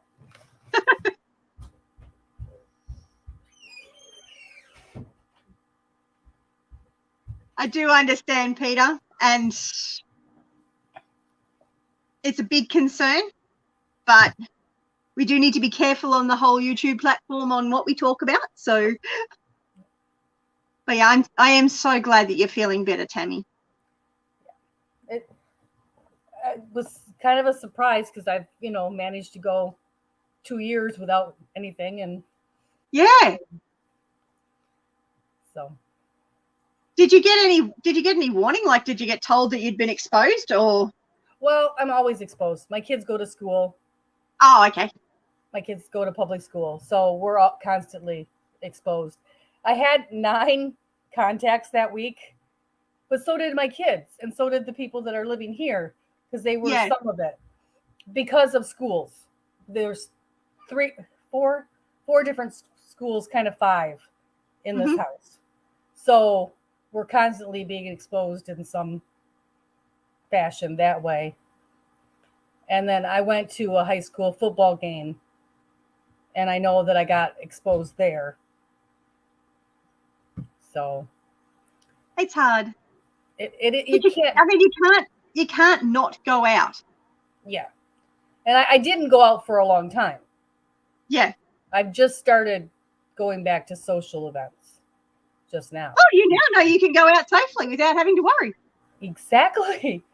Get it over and done with. My life is better, I guess, now that I've, got better. Yeah, you have overcome. Good job. we seem to get sick every time we go out anyway, so it's like, Oh, we get strep throat every year this time. So strep throat is also going through the house right now. So thankfully, the antibiotics I got before they figured out what I really had have covered me so that I haven't got it. They thought my symptoms were the same as a kidney stone. Oh, really? Yes. And the only reason they figured out it wasn't a kidney stone is because the pain moved up between my shoulder blades instead of passing. And I'm like, kidney stone pain doesn't go up. Kidneys are way below my shoulders. Yeah. So that's how that's when they tested me and found out it wasn't a kidney stone. So it's really interesting that no one else in your household got it though. And we're all exposed to the same people that also got it at the same time I did. Yeah. So it's kind of weird that I was the only one that got it, but and I was not the only one with those people. No. So, the kids' aunt and uncle got it at the same time I did. And we see the aunt every day at the school. We see her at school. And I spend a lot of time during the day because I school of choice my kids to a different town. And so, which is way far from where we are moved. So instead of running back and forth and wasting gas, a lot of times I'll stay at the aunt's house for the day and then go home. But my kids stop and say hi to her every day at her car. Yeah. And have touch her, the things that she touches, her window and her door and all that. Yeah. And they didn't get it. And they're in school with their cousins and see their cousins every day, and they didn't get my kids didn't get it. So that's really interesting. Unless they got it and it was mild enough for their immune systems to cope with it and they didn't get any symptoms. Yeah. We were all, and they recovered before they got tested. Yeah, we were all stuck here together anyway. So, because being a close contact, they couldn't leave. So of course not. So they were stuck at home and couldn't go to school for the 2 weeks either. So, but But the whole school shut down because all of the teachers, they had too many teachers that had it. So so we actually did school online. So they didn't miss school except for 3 days. They only missed 3 days of school. Well, that's not too bad. That's pretty good, really. There are some pretty good systems that have been set up now to be able to cope with all this sort of stuff. And they can do school online when they're at home. Yeah. So the teachers still give them their assignments. They can still do things. They just don't get the teaching, like the classes, except for when the school goes online. So they didn't miss much. Wow. Been a big couple of weeks for you. Well, the whole school, the whole community over there. Yes. Wow. Yeah. It was really bad right here. It's a very small town, it's a very small community. Mm-hmm. So when it hits, it gets everybody. Well, hopefully this means it won't hit this badly again. Yes. Because there'll be so many of you with natural immunity now. Right. Yeah. Hopefully. And like my sister, there's a lot of people that went and got. My sister was one of the first people to sign up because she wanted to be able to travel. My sister and I love to go to Canada. Mm-hmm. And so we go to Canada 3 or 4 times a year and do family history. And so the first thing she did is sign up to get jabbed because she wants to make sure she can still travel all over the world. So hopefully they'll take my I've had it. I have to get a jab. So I've heard that they're starting to take that into consideration now. I hope so, because I really want to go. Before all this happened, we discovered that there's a family reunion in Canada, and so I really want to go to the family reunion in July. So hopefully things will open up. The border is open, kind of. So hopefully now we can go back and forth. Well, hopefully. Because I don't live very far from the Canada border. So. We're not sure what's happening here. I think the international borders are opening up on the 17th. Oh, actually, no, don't quote me on that. Queensland borders are opening up on the 17th. I'm not sure when the international borders are opening up. I think they may have already opened. Darren, you probably know more about the borders than I do. I have no great interest to leave the country. I've got too much that I want to do here on the homestead. I got chickens and goats and gardens and aquaponics. Too much happening. I don't have time to go anywhere. Well, hopefully when Darren comes over here and after he's settled a little bit, I'll get to meet him. That would be lovely, wouldn't it? Yes. There, Darren says we needed to fly out. So you got it just for that sake, yeah. It's interesting. It's certainly interesting. But yes. Somebody is getting 10 eggs a day from 17 hens. I raised chickens from eggs this spring, and I have yet to get them to lay any eggs yet. Oh, really? Yes, it's driving me crazy. They should have started laying by now.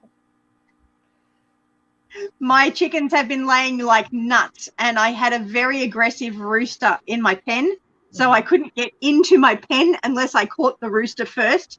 So suffice to say, I didn't collect the eggs very regularly, and then I ended up with a broody hen.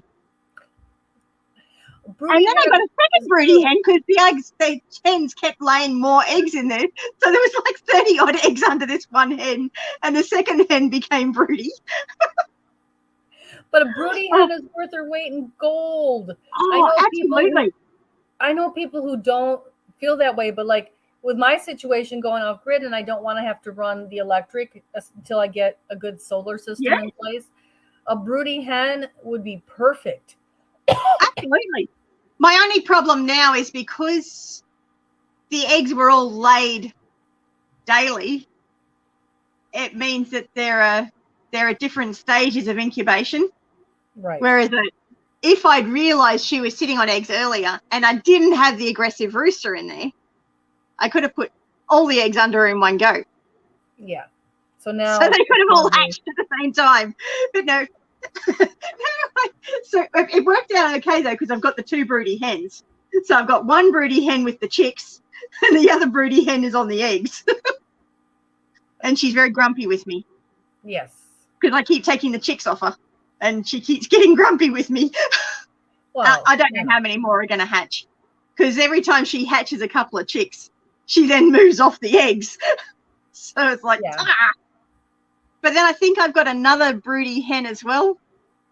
And she's in with all of the other hens. So I'm going to have the same problem all over again. You need to mark the eggs with an X. Get a little pencil and make them with an X, just a small X. I'm thinking of how I'm going to work it. So I was half thinking that I might let her sit on those eggs for a while, then collect all the eggs that are laid, and then once I've got a decent number of them, take the eggs out that she's been sitting on and put the eggs in that she hasn't been on so that they all incubate at the same time. Does that make sense? Yes, it does. So, yeah, I don't know. Honestly, it might just get a little bit too complex at the moment. Pretty much most things are too complex at the moment. Life is kind of complex. Pardon? Life is complex. It is, and it seems to be getting more complex, which wasn't the plan. Trying to simplify life, not make it more complicated. I thought going off grid would simplify life, but it's made it very complicated. Well, this is the thing. You become responsible for everything once you're off grid. Yeah. When you're on grid, life is actually really quite easy because you don't have to worry about what you're eating, what you're drinking, what your power is being created, where your waste is going. It all gets done for you, at least until everything shuts down. Yeah. Teaching my son how to use the composting toilet at 14 has not been fun. I said, you know, if you do a duty, put some sawdust on it. So every time he did anything, he just piled the sawdust in there. And now I have a very heavy, full compost toilet. I've got to get someone to help me move because I didn't realize until it got like, and it's, yeah. What's worse is when they just keep peeing in it and don't put any sawdust on it because the pee becomes really, really heavy. That's what he did, only he did put sawdust on it, and now it's very bulky and heavy.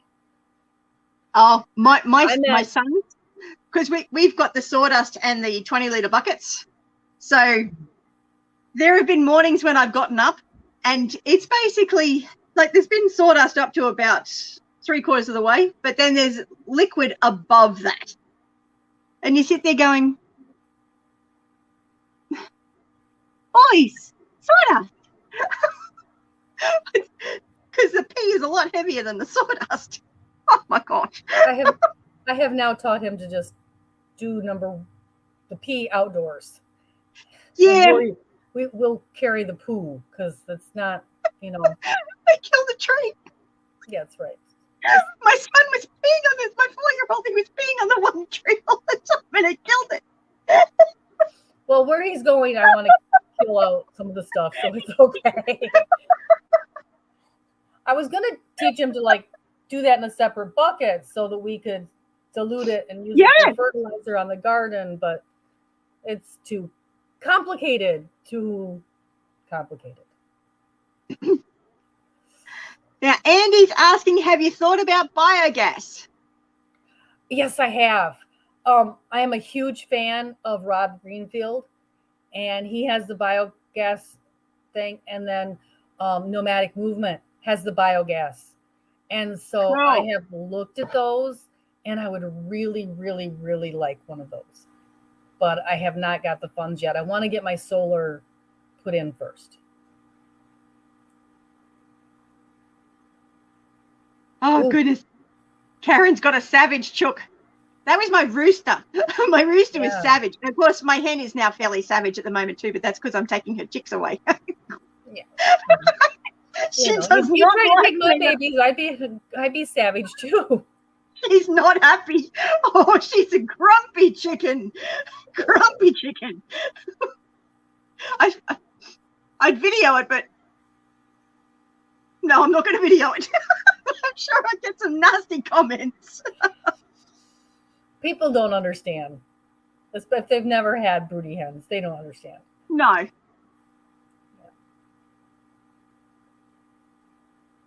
And Darren's chicken knows better than to flare up. That's because you put them in the pot. They don't get a chance to think about it again. Is your rooster still behaving himself, Darren? Still no peep?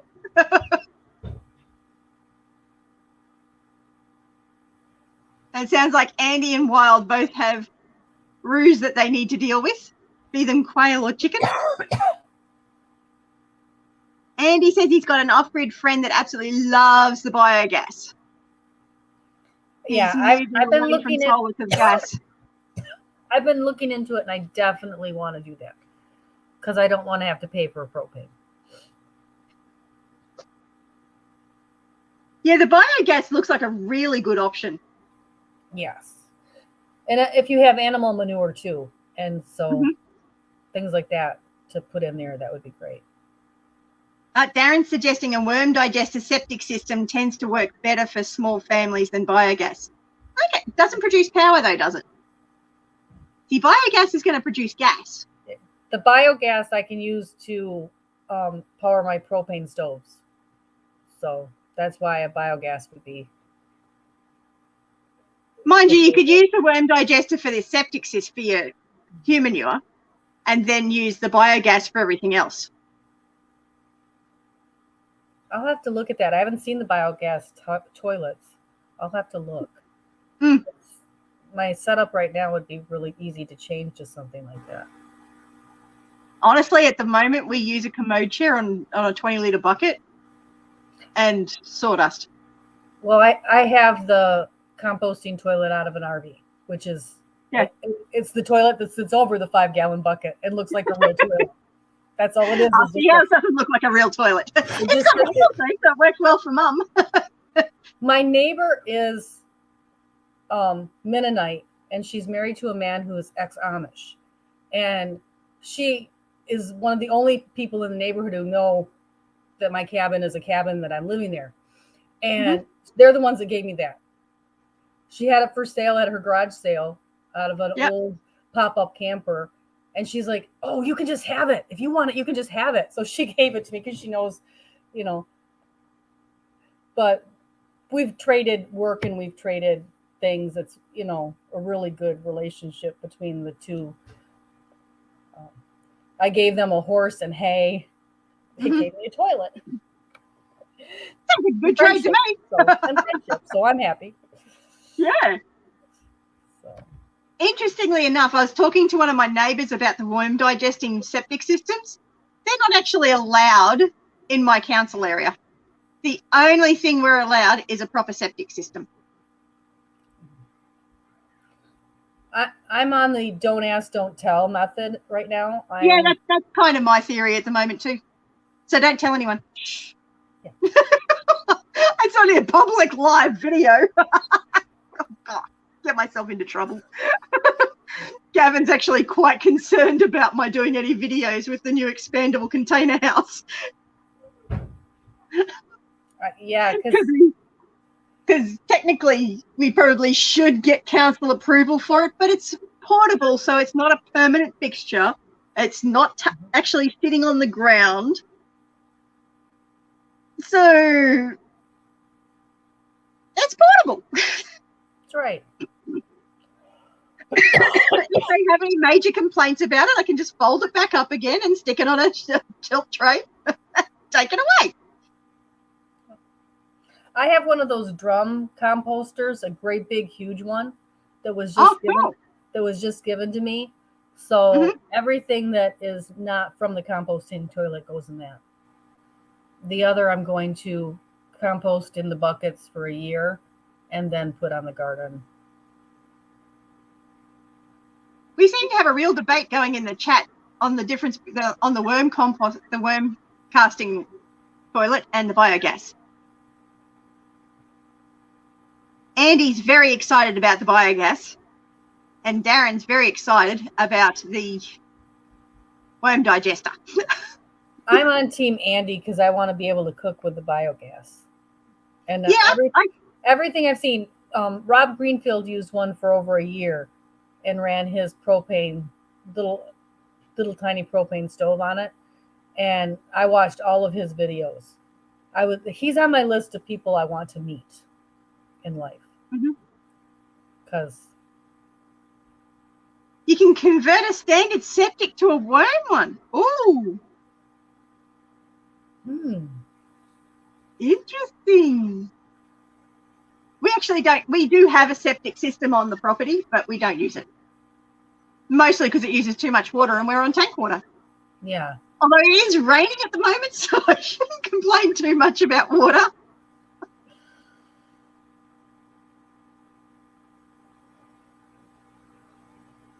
Are you going to put Darren up for a few days? Good morning, Terry. Welcome. Hey, Terry.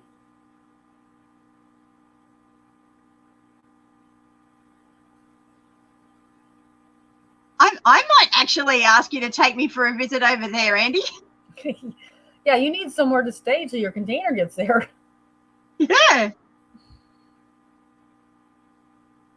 Night, Karen. Thank you for joining us. Sleep well.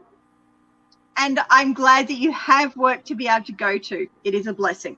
Yes. Even if it does mean that you have to go to bed early. Sleep well, beautiful. Although it's not that early there. It's like nearly 12 o'clock. Go to bed.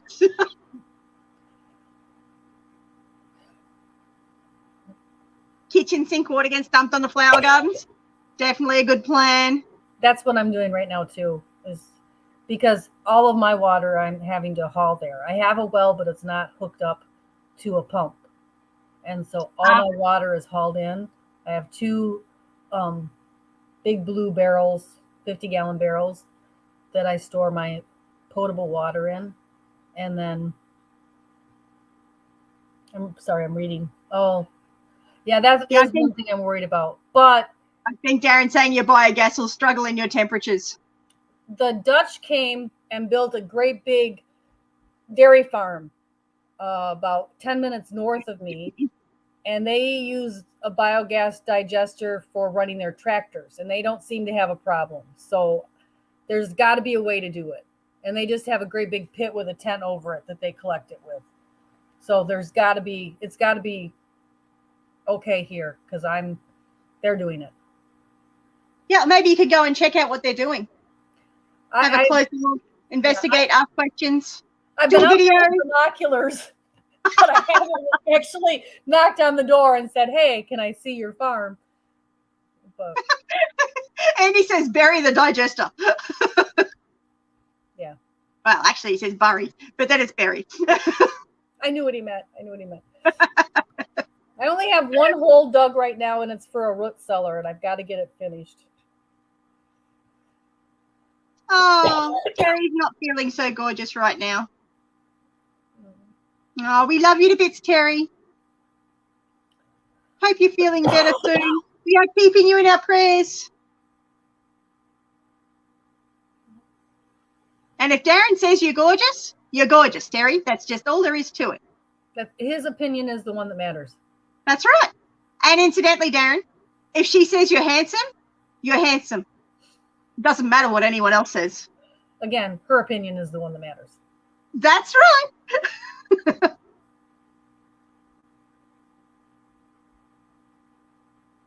The size of the reactor generates the heat required to keep the reaction going on that scale. They have a large pit. So. Yeah. So it'd probably depend on how much matter you were going to be putting in the digester. And I think from memory, when I was looking at something, if you're using it for the human manure, you don't want to use it on your garden beds. So you've got to use that, like not the gas, but the solid matter that comes out afterwards. You don't want to use that on your garden beds.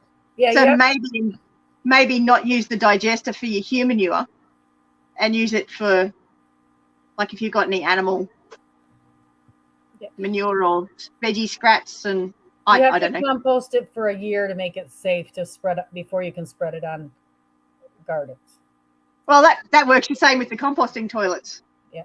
So And I have the food forest that is also like things that I could spread it on the trees and use it because it's not going to touch the actual fruit. Where like if you put it on your vegetable garden, it will actually touch the things you're producing. So that's why Darren's saying it's not the best for a small family.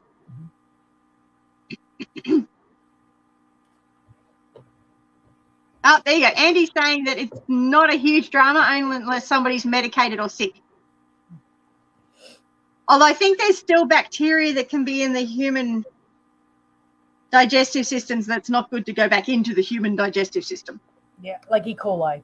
Yeah. I think it's better to just let it sit and compost for an extra 12 months. Yeah. I have 6 acres, so I have space to let it compost. Yeah, so do we. I mean, and basically all we do is we get 4 pallets, create a cubic meter spot, put all of the buckets, the content of the buckets in there, and let it sit for a year to 12 months, 2 years. Well, my property actually came with an outhouse. Oh, nice. But the hole was filled in. So I need to dig a hole and move the outhouse. But at the moment, I have a fox den there.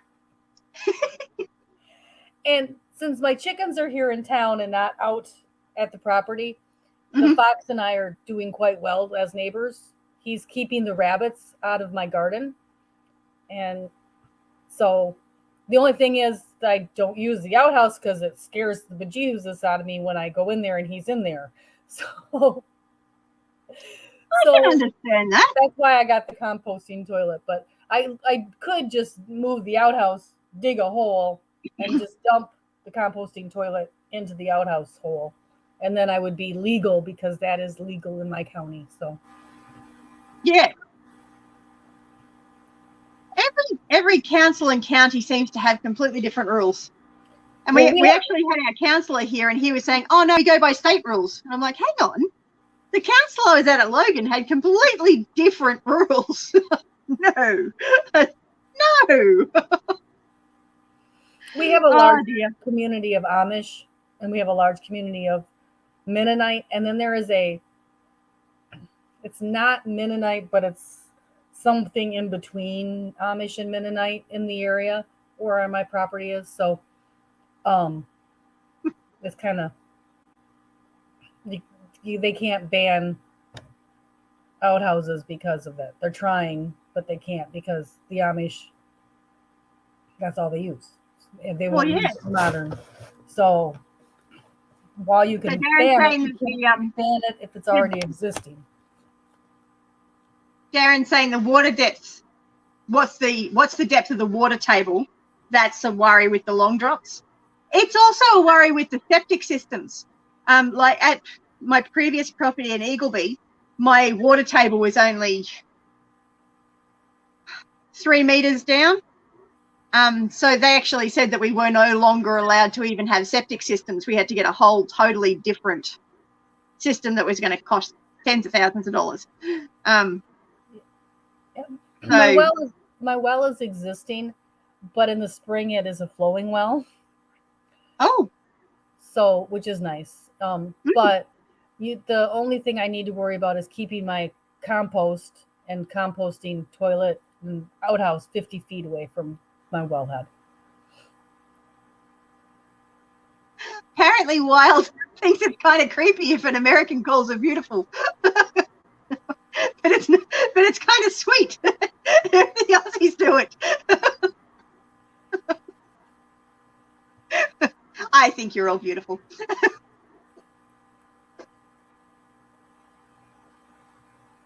Oh dear. But on that note, it is getting really close to 11 p.m. here. It's going to be knocking on midnight where Darren is. So as much as I'd love to stay on and make it so that Darren can talk to Terry, I'm sure that they can find other ways of communicating. And it's always lovely to have all of you come and visit me and join me in my shed Although if I leave now, I'm going to get drenched. I might stay on and chat. It's raining. And I've got to go out of the shed and get into the house. I might stay for a bit longer. What else have you got planned for your off-grid homestead, Tammy? Well, I have the food forest, and I've been planting the trees, and now I'm doing the understory of that. I have a potager garden, and last year I did 5 raised beds, and I didn't garden at all this year because I was moving. And somebody gave me, I answered a Facebook Marketplace ad, and somebody gave me their entire container garden. Oh, wow. So I have all these great big barrels, half barrels, and the plastic that goes underneath them, the wood they set them on to keep them up off the plastic. Yeah. They gave me the big roller drum. They gave me arbors and arches and fencing, and I mean just the entire everything out of their garden because they wanted to clear the spot so that because they're putting their house up for sale. It took me 3 trailer loads to get it all moved from their house to mine. I mean, it still had the potting soil in it, and I planted some stuff in it, just a few things. I have to go out and harvest. I have scarlet runner beans I planted just for them to go to seed so I could have more seed to plant this year. Yeah. So I've got to get my garden reorganized with all of those barrels and containers. So I can do maybe SHEDWARS22 in North America. Let's see. Yes. Because I won't be gone this summer, so I'll be able to plant a garden. Nice. So I've got the garden. I still have a pasture. I'm really thinking about maybe getting something to put in the pasture. It's only a couple acres, so it would be like I thought maybe a couple sheep I don't really want to get goats because I want to be able to leave and be gone a little bit. And goats are a big handful and can be very hard on fences. Yes. But if your fences can keep sheep in, they can probably keep goats in, but not definitely. Yeah, it was a horse fence, so it would need another lower wire for the sheep. So I don't know. I thought about getting a couple sheep just because definitely they would mow. I don't mow, so I would actually get the sheep to mow, where goats would eat my trees in my food forest. Yeah, sheep are probably going to be your best bet. And if you go with the hair breeds, then you don't have to worry about shearing them, unless you want the fleece. Oh, I like the fleece. I think they're a little bit harder to handle, but it probably depends on the breed, as in health-wise. Like I know I've heard the merino sheep are a lot more susceptible to illness than Dorpadamas or anything like that.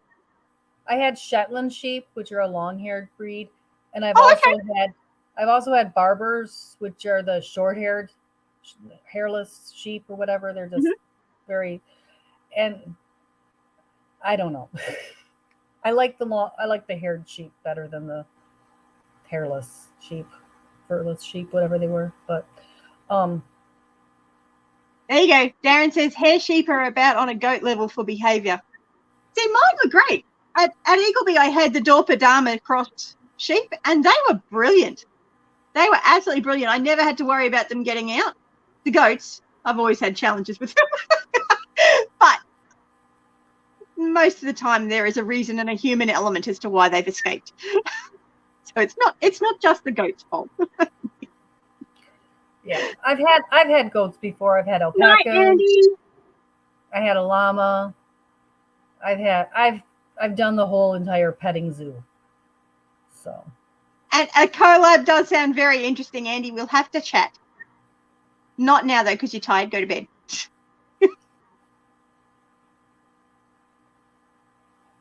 Yeah, I haven't branched out into llamas yet. My husband kind of got a bit finicky about that one. Don't do llamas. Don't do llamas. Do alpacas. Alpacas are nicer. Oh, okay. The most vile substance. I'm not sure how I'd go here. I know at Eagleby I could have done alpacas because they'll handle foxes really well, but alpacas don't do real well with wild dogs. and we do get wild dogs out here. So get him a donkey. Oh, a donkey. Get a guard donkey. Get a guard donkey. I could do that. I got to fix the fences up first anyway. Fencing is my biggest problem.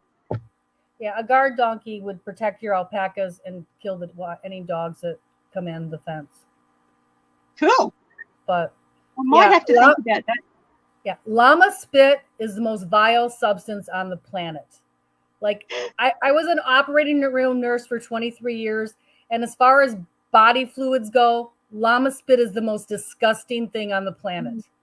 Disgusting. It sounds pretty gross. Yeah. So it definitely sounds gross. Yeah. I don't recommend llamas for that reason. Alpacas don't spit. They hiss at you, but they don't spit like llamas. I do miss my ducks. Ducks I do miss. Mm-hmm. Yes. I used to have Muscovy ducks, and they were just lovely. They hiss too.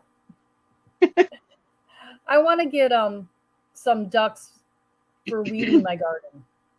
So I think I'm gonna. I have a duck house. It's a dog house that's insulated that I'm gonna put in my garden area, and then I'm gonna make sure the fence. I have the chain link fence around it, so I want to get some ducks. Hopefully my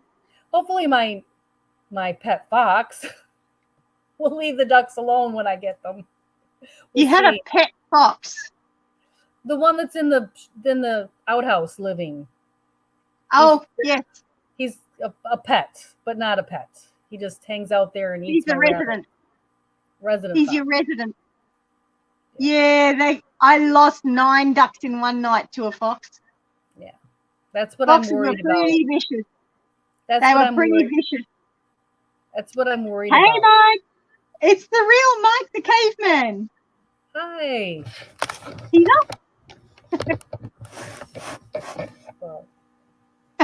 Well, I'm saying she's going to stick to her bunnies. They have problems too. But I was actually talking to my neighbor today, and she was like, we definitely have bunnies. They're not hares, they're bunnies. Which they're supposed to be illegal in Queensland, and they're supposed to not be here. But my neighbour's been here for over 20 years, and she's like, they're here. There's a burrow. I'm like, oh, no, bunnies. Oh, well. I have to put out some traps and turn them into dinner. Yes. Unless they've been baited.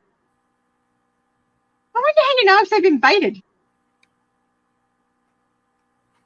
Well, the ones on your property shouldn't be baited if you haven't baited them.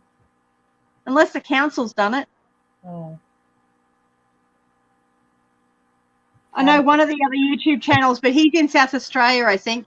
He lost all of his rabbits because the council baited their area. And the same happened to Feather and Downs Homestead in New Zealand. Their council baited their rabbits as well. So if they baited the wild rabbits and it infected the domestic ones. Oh, your computer died. That's sad.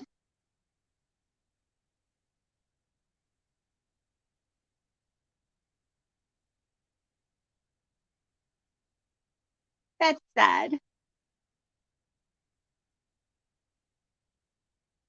You'd rather a marima over a herbivore. Dang vegetarian. The one problem I have with that, Darren, is my mum said it's her or a dog. I can't have both.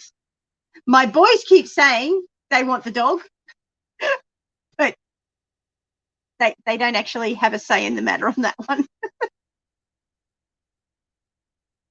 Bunnies do get around, and they get out of everything.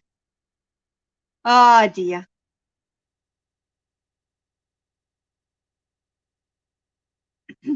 Oh, you check the livers. Okay. I have no idea what to look for. You might have to do a video on that sometime, Wild. You're back. I'm back. Sorry. The cord came out of the laptop, so the laptop died with no... Oh, no.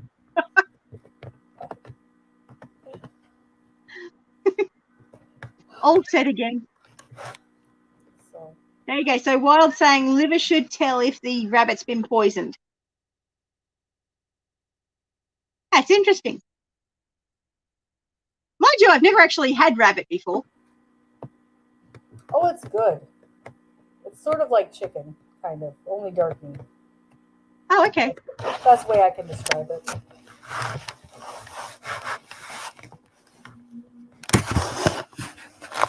Ah, fly bites. The fly bites a baited bunny, then your bunny gets infected too. There you go. That's how it works. I've only cage raised bunnies, so. Scarlet, I think both Luke and which channel was it? Was it the Oxygen Farmer? I can't remember which channel it was now. But yeah, they cage raised it as well. Both Luke and the Australian channel that lost them, they both cage raised them. So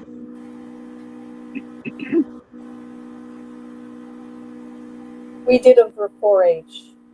hello, Bountiful Harvest, Abby. Thank you for joining us.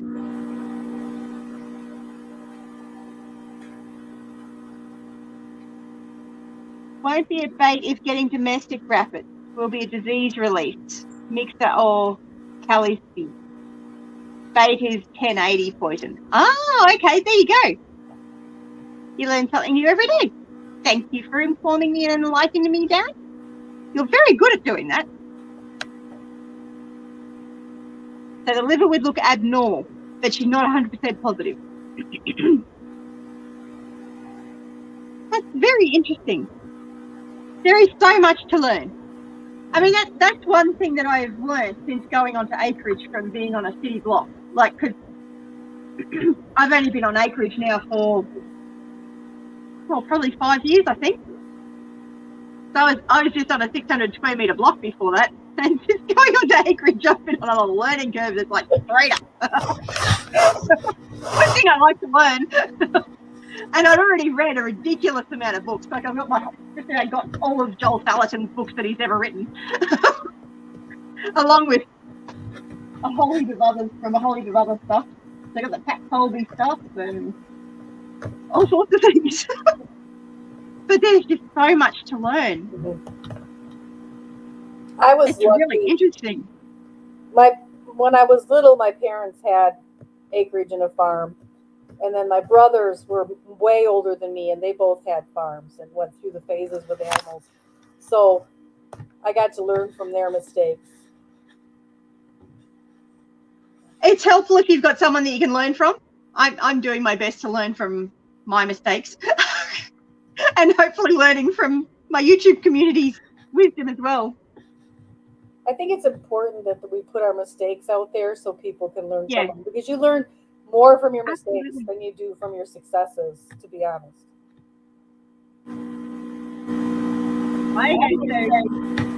While saying go to liver, we just found body liver on 2 meat rabbits. That would be parasites, so we didn't eat them once. That's wisdom. And Abby, that's exciting, getting meat rabbits. We actually can't have rabbits here in Queensland in Australia. They're illegal. Although apparently, according to my neighbour, they're bouncing around all over the place. So I just got to figure out how to trap them. Myxomatosis has spotted liver. Probably pronouncing that badly.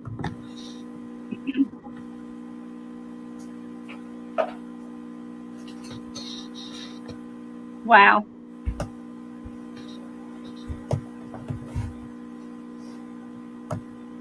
Abby, I live in Michigan, which is northern United States.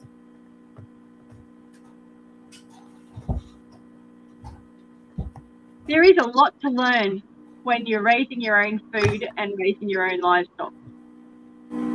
Yes. So much to learn. The question is, if you knew what you were getting in for before you started, would you still do it? For me, yes, because I keep doing the same thing over again. I think I'm in the same boat, actually. Especially with the state that the world is in at the moment. it is really important that we have some way of growing our own food. Yes. Self-sufficiency has never been more important than it is right now. Yeah, it's really, really important. Yes.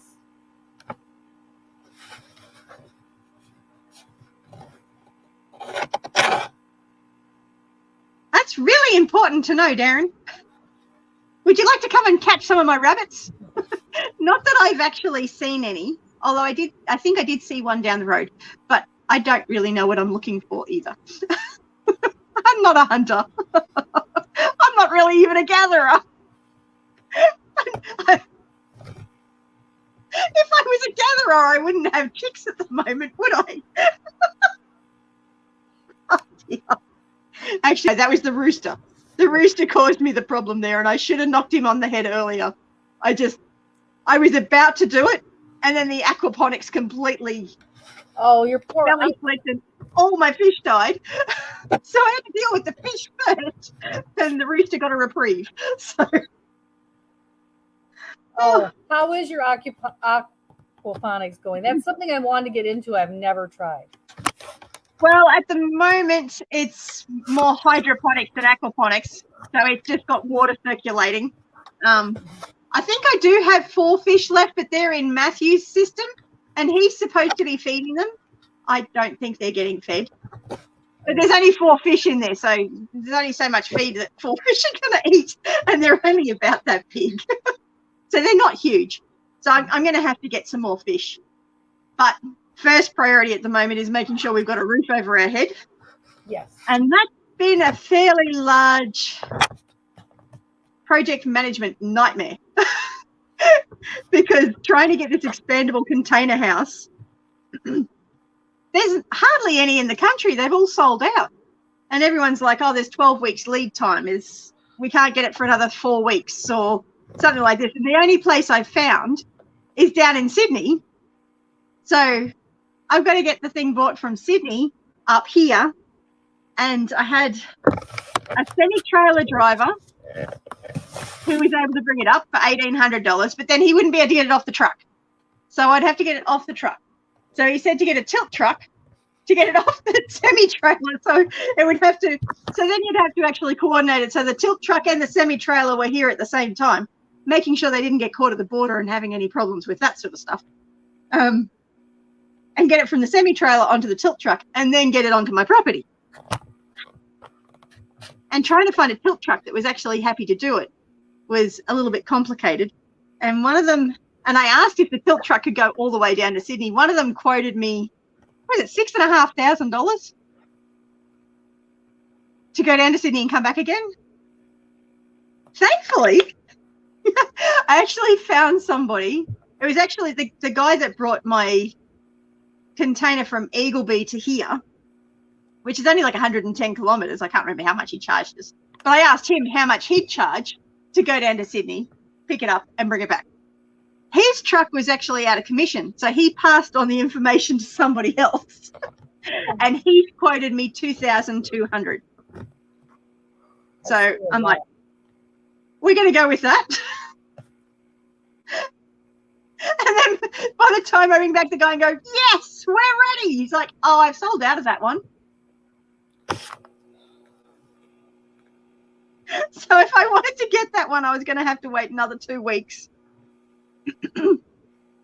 Or he said he'd very generously upgrade me to the next model, which is normally $1,000 more for the same price.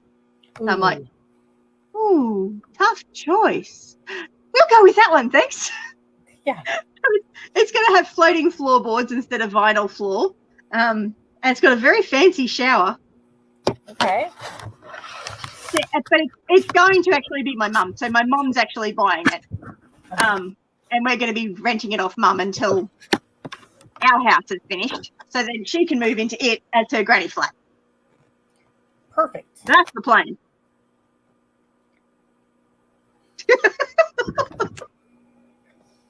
Of course, it's coordinating to actually have the money all in the right spot.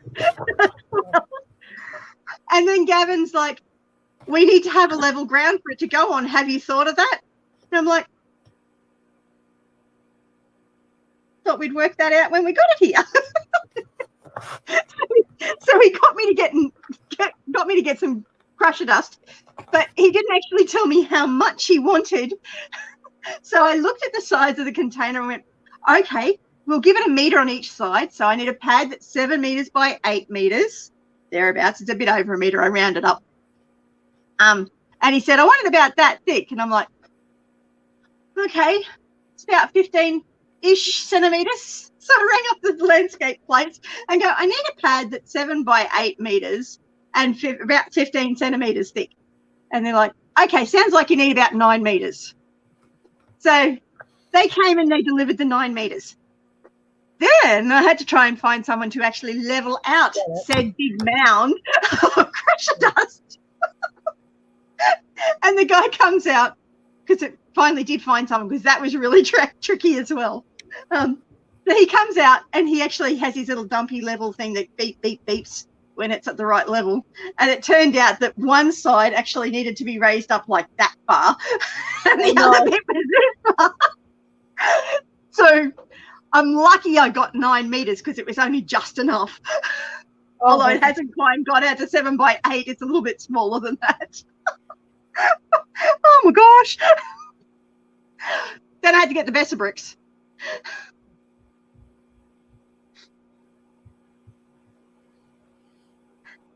So the pad is down now. We have the Bessa bricks. Now I'm just waiting for the money to get transferred from Mum's account over to the guy that we're buying it from. And then assuming that he's not doing a dodgy, the tow truck driver going and picking it up and bringing it up. Well, I'll pray that happens very soon and easily. Please, Because at the moment we've got 4 of us living in the lounge room. Yes. Like literally we're sleeping in the lounge room.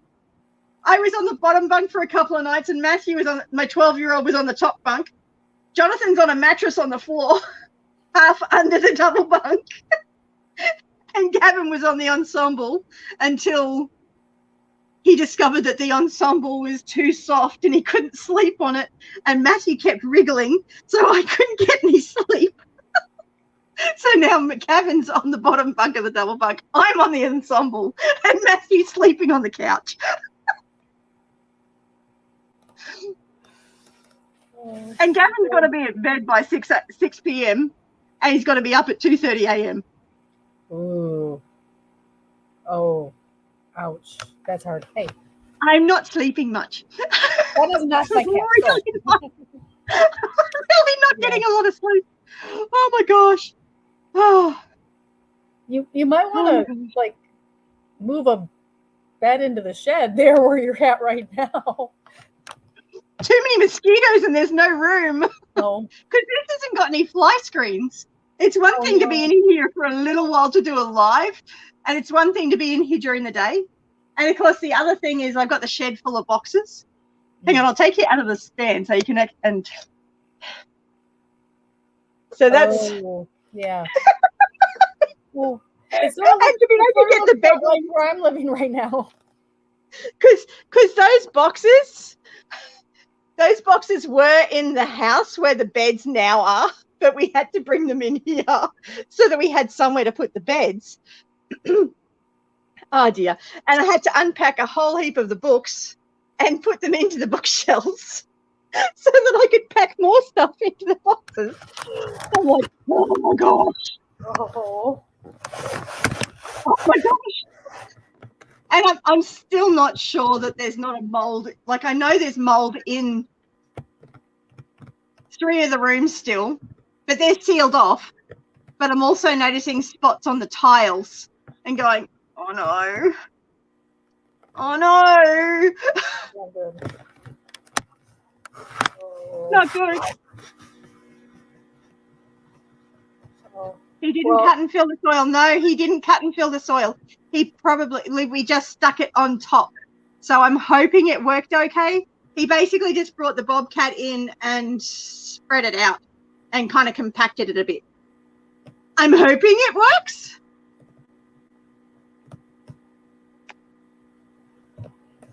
I don't know.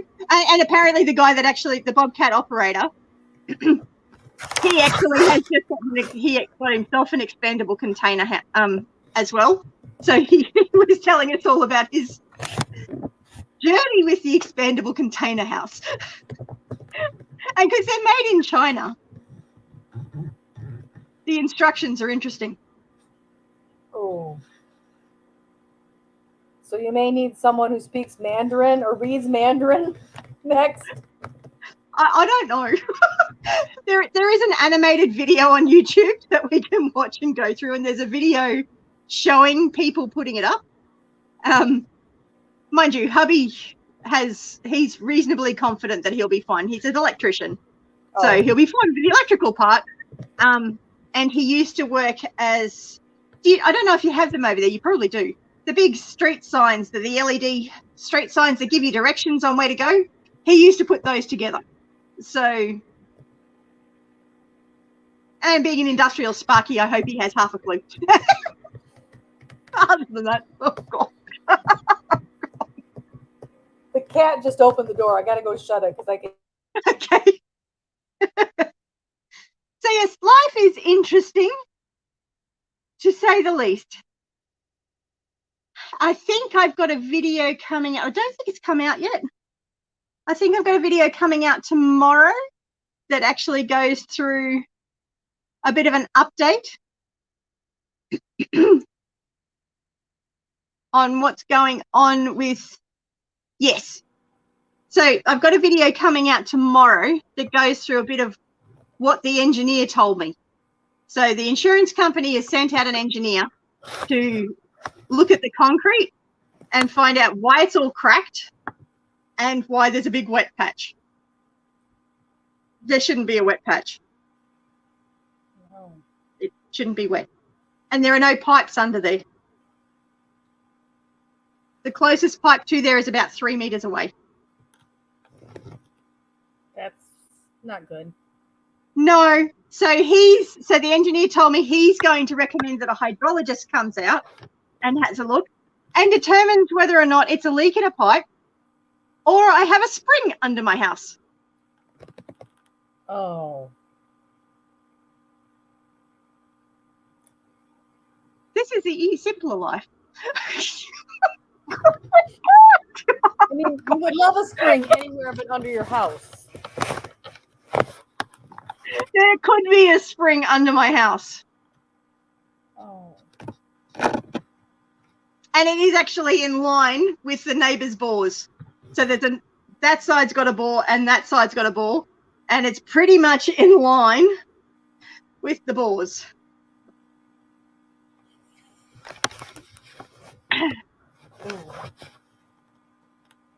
Ouch.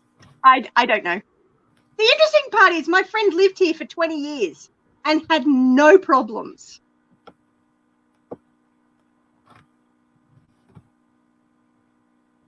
Yeah. Honestly, you either laugh or cry. Or do both. I've done that a few times. It's just...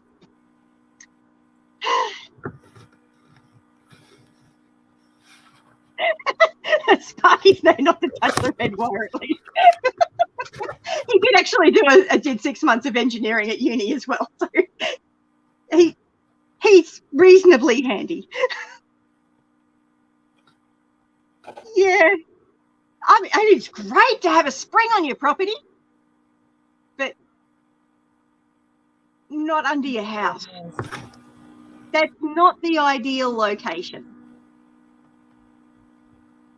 I mean, the main thing that we've really done since we moved in here was chop down the trees that were dropping leaves into the gutters that was tainting our water supply.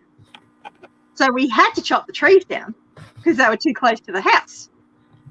But that could actually be causing some of the problem because it's not dispersing the water table and using that water, and could also be causing the cracks in the concrete. What kind of trees were they? They were big eucalyptus. And they were a type of eucalyptus. I'm not sure exactly what species. I've got the same ones in the backyard.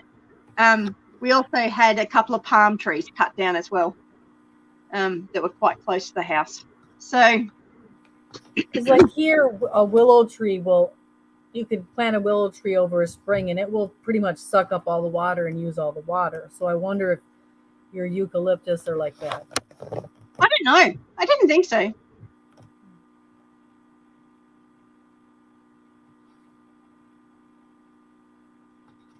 I don't know. I'm waiting for the hydrologist to come.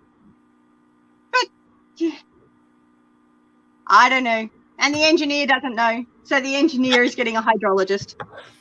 And I'm going, I'm really glad the insurance company's paying for this because I don't have the money to. Yeah. My goodness. I honestly, this year, if we didn't have insurance, we would have been an absolute mess. Between my car accident September last year and Gavin's car accident September this year, like literally 12 months and 1 day after mine, and all this house issue, I'm like going, insurance is number 1 priority. Keep the insurance paid up to date. No, you're not eating. We're paying the insurance. That's what I got the chickens and the goat for. Okay. You get scrambled eggs for breakfast, lunch, and dinner, but we're paying the insurance. The insurance is getting paid. We'll just throw some rice in. It's fried rice. Yes, you're eating the Oh, there you eggs. go. Eucalyptus lower the water table. They take a lot of water. And we're also getting rain now as well. Because this area had actually been in a drought for like 5 years. So, the other thing I did is I started praying for rain in February. Oh. It started raining.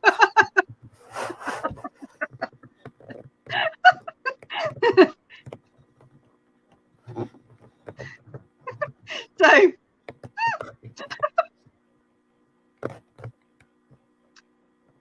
it's never a dull moment. My doctor is actually convinced that boredom runs from my family. I'm like, possibly so. Although it does look like the termites are all dead now, so there's no live termites, so that's a good thing. Because the termites got attracted to the moisture that was leaking from the roof and potentially the underground, whatever's happening with the water table. Oh, dear. That's not a bad idea.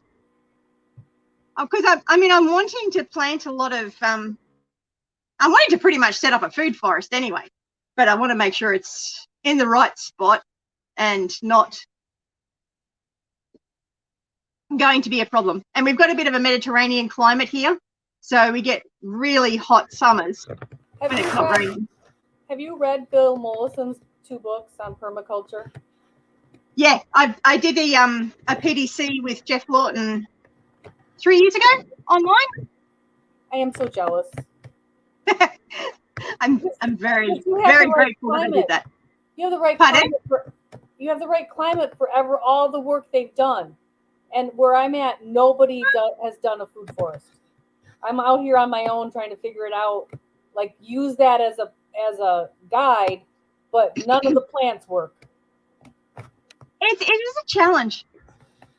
I mean, even trying to find the right plants for here, because Bill does most of his stuff in a subtropical climate. Or Jeff does most of his stuff in a subtropical climate, whereas I'm now in a Mediterranean climate for the first time, because I used to be in a subtropical climate. So I'm now learning how on earth you grow in a Mediterranean climate that does get frost. So I've never had to deal with frost before. But we also get like 48 degrees Celsius days.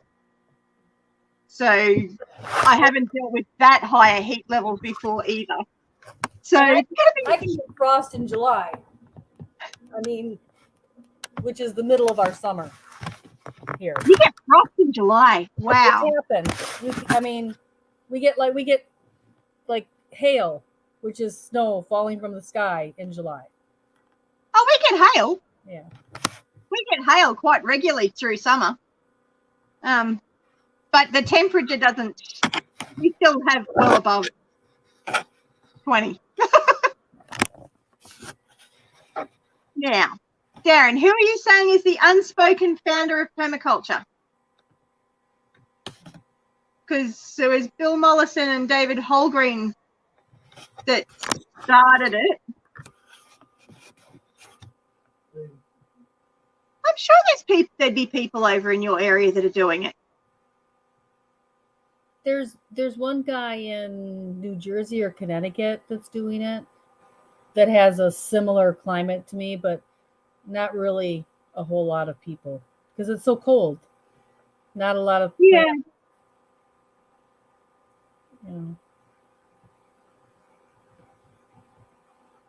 Just watch ones that with traveling routes. Don't want them finding pipes. No, we don't want them finding pipes. That would be bad. Yeah. And it's fascinating the amount of leaks we have found in pipes since we've been here.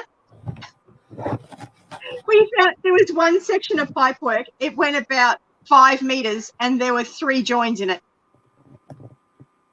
And each one of them had a leak. Like, oh my gosh. It's like, really? It would have been cheaper just to buy another piece of pipe. Yeah, just put. Yeah. The roof that we just got replaced on the house, you know how normally you have corrugate and it lines up nicely so it gels. So you got one groove that goes into the other groove that goes into the other groove. So it just sits nicely. Which the slope of our roof isn't actually steep enough to have the wavy corrugate.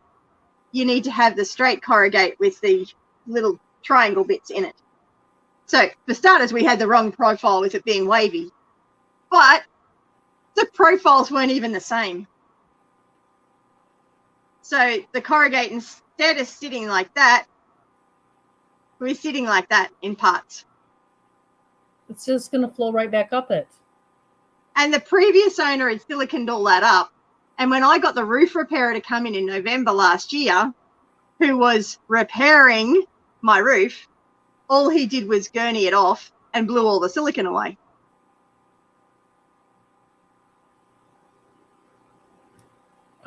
That's a problem. Yes. It's a big problem. Yes. Which is why we have now actually replaced the entire roof over the majority of the house. Ouch. Yes. This has been a little bit more expensive than planned. Wow. Jeff Morton was in fairly early, but not right from the beginning. Oh, Morrison passed away. Yeah, he's gone now. Bill Morrison passed away probably about 10 years ago now. Yep. I happened about 25 years, 30 years ago to find one of Bill Mollison's books in a bookstore. Wow. And it was, just had come out here. And I was like, oh my gosh. And then I found Permaculture 1, which was the big, thick textbook one. And I'm like, oh, this is even more wonderful. And so I have been wanting to do this food forest for a good 25 years. I started one and then sold the property. And so this is my second. You asked if I'd do it all over again. Yep. This is my second try. I will die here. That's the plan anyway. Right. And so. And hopefully not in the near future. Hopefully not in the near future. Hopefully a long time down the track. You've got immunity now. You'll be fine. I'd like that hickory tree to start producing in 25 years. The asparagus. I want the asparagus to be dying out in 50 years when I'm done. Oh, I mean, that's it. It's a lifelong process, isn't it? I mean, I started learning about permaculture probably about 20 years ago now. But I only managed to actually do the PDC 2 years ago, I think it was. Gavin's actually enrolled to do it at the moment, but he has been a little bit slack on watching his videos. I don't not want to publish this live after you're done. He won't watch it anyway. Gavin doesn't watch my videos. I'm too chipper and excited and bouncy for his liking. I just love Gavin is very much an introvert. I am obviously not. I as just love much. the permaculture idea of being able to like just. I am a lazy gardener. I want to plant it once and harvest it every year after that. I don't want to have to plant every year. I'm terrible. I am excellent at killing things. Yes, it was a little tiny book and it had a green cover and it was before Permaculture 1. And that's the one I got. And I think it just was, the name of it was just Permaculture by Bill Mollison. But Perfect. I still have it in storage somewhere. I don't think I've got my Bill Mollison books unpacked yet. I've got boxes of books everywhere. We've got a 40-foot shipping container out there that we have not been able to unpack since we moved here. I can't find anything. It's driving me up the wall. I just moved everything into 3 storage units that I have to pay for, and I really need to get them something on my property. But with the price of lumber right now, I can't build anything either. No. It's horrible. Makes it hard. Yes. And I had bought some big, huge 2x12s, 16-foot long for a project. And when my roof went bad, I also had a roof problem this summer. I could stand under my roof, the hole in my roof, and take a shower in my cabin. So, not a good look. No. So they put my big boards up there to hold down my plastic, and it warped them. So now they're not going to be usable for my addition that I had bought them for. No. Yeah, that's $50 a piece. So before the price is double. So I don't even know. I don't even want to look at how much they're going to be now. And there's a good chance that prices are going to get even nastier. And I live in lumber country. They shouldn't be going up here because we're the ones hauling all the wood to the places. There you go, shipping container. I have thought about a shipping container. I've actually priced them, but they're not very easy to get right where I'm at. Because we're not anywhere near. We're not anywhere near a port or place where they do shipping and have containers. I'd have to send far away for one. Or they wouldn't have any on Craigslist or anything? You got Craigslist over there, don't you? We've got Gumtree here. Yeah, they do. They have, but they only have rent to own ones, so the price is like double. You know, so I'm not anywhere near where I'd be like in your boat trying to find a guy with a tilt trailer. John. Hey, deliver one to me from far away. The nearest place I could probably buy one is maybe where it come into port in Detroit or Toledo. Okay. Oh, actually, will it grow while you're here? Andy from McDowell Manor says that he's on Team Aquarius. Has Surge Grows Organic been assigned to a team? I'm assuming he's Will It Grow. Just to keep things even. But yeah, prices of shipping containers have gone up as well. I know they've more than doubled here. Yeah, so I don't know. I mean, depending on what your budget's like, you could look at the expandable container house cabin things, but they're not cheap. My budget is $0. Oh, that's not fun. Yeah.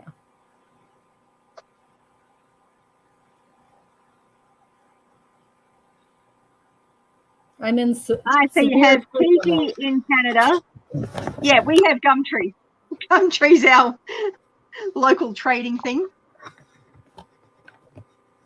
Steel is up now too. There you go. Andy is Team Aquarius and Serge is on Will It Grow. Just so that we all know whose team's on who. Of course, we're all still waiting for a rules video. People keep asking me what the rules are. And I keep going, well, all I can tell you is the rules from last year. The rules be hard. After that, it doesn't matter.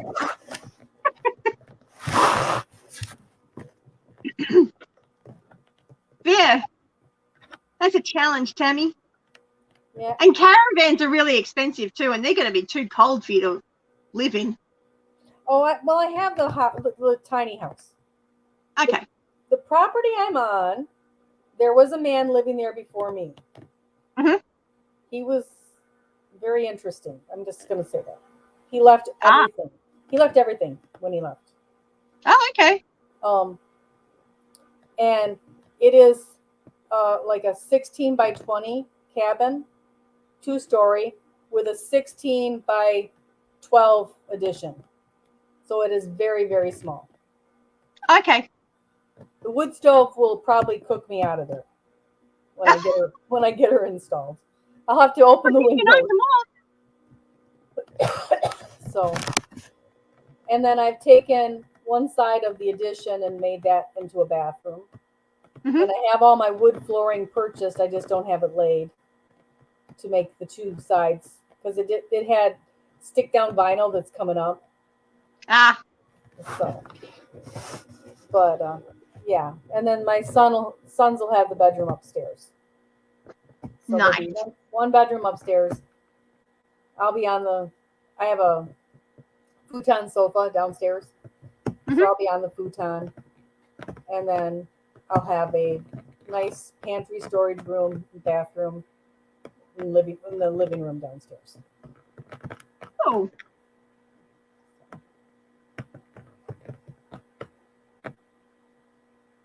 So apparently Wild put some scrap up the front corner of her property and it eventually gets legs and disappears.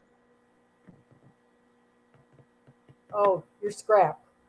The scrap. I think she's talking about scrap metal. Yep. Yeah. Scrap metal around here is I've had 3 people stop and ask me about my scrap metal in my yard. Oh wow. That's interesting. Yep. I might have to investigate to see where it's going here. Because I got a ridiculous amount of barbed wire. Oh. Not that that's really exciting scrap metal, but I really, really dislike barbed wire. I hate barbed wire.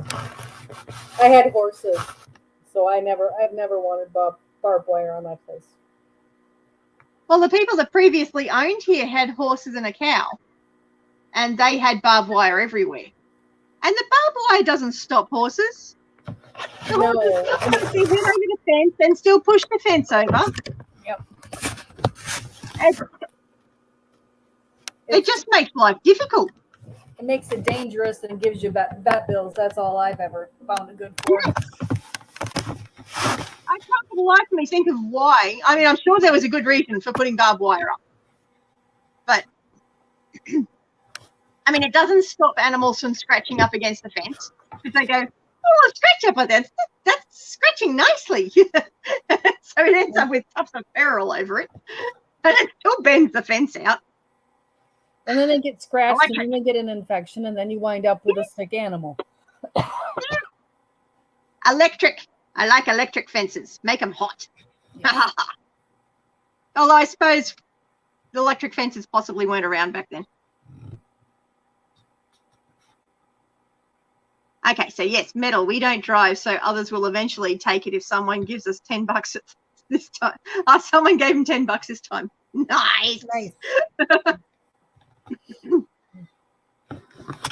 I do know at the moment I've got my old roof sheeting in the backyard, and at least one of my neighbours is eyeing it off, going, "Are you ready to sell that?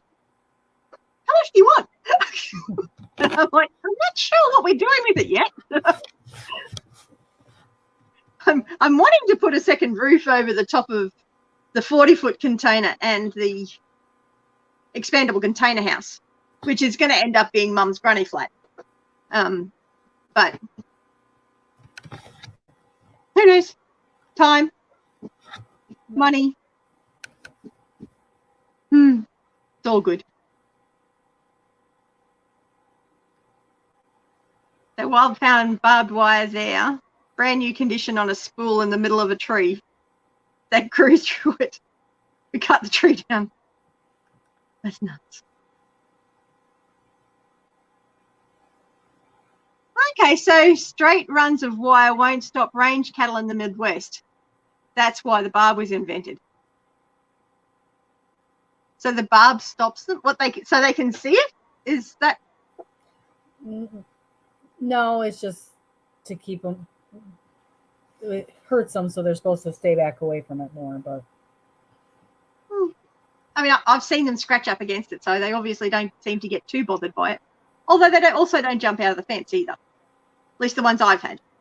Although I did have one cow that got out, and I could never figure out how.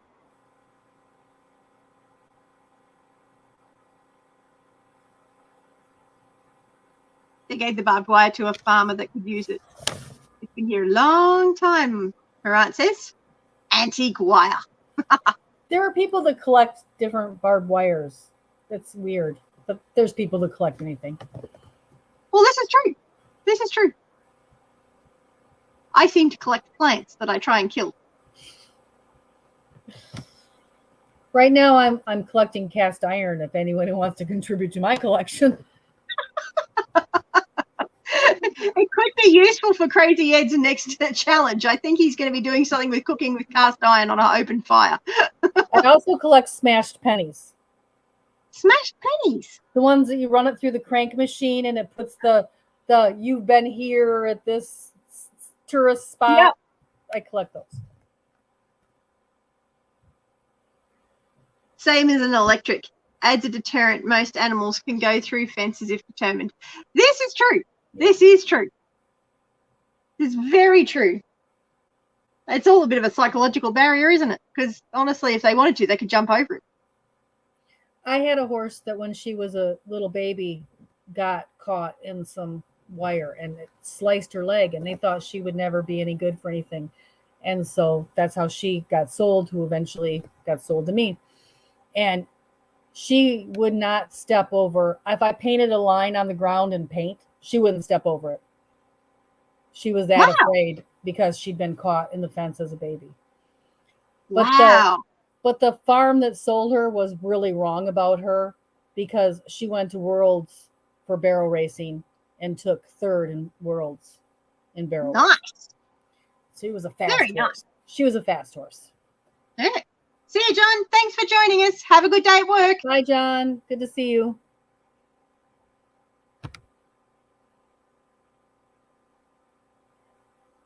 So Mike says that there was a horse race track around here in the 30s. This town is weird. Aren't they all? Well, back in the 30s, horse racing was about the only sport around. That was, before. Well, everyone had a horse, didn't they? Yeah, and it was before football and soccer and rugby and baseball even. I mean, baseball didn't come around to 1935? Yeah. Now, there you go, Wild. That is a good point. People won't climb over barbed wire. That's a really good point, actually. Because I hate barbed wire. I hate it. It hurts. And, of course, it goes rusty, too. Yeah. Never a good worry thing. about tetanus. Yes. Although, apparently, you can get that just from gardening. It can be just on the plants. Mm-hmm. Yeah, because if you have, cracks in your fingers, you can get the dirt inside, and the dirt carries in the tetanus. And yes, Darren, razor wire would do that much better. Razor wire is pretty much illegal here, though. You have to have, a prison or something to put it up around it. It's not for normal people, or just because you want to protect your property, you can't use razor wire. I don't think I've actually even seen razor wire here. It's nasty. Mind you, I haven't gone looking for it either. It is nasty stuff.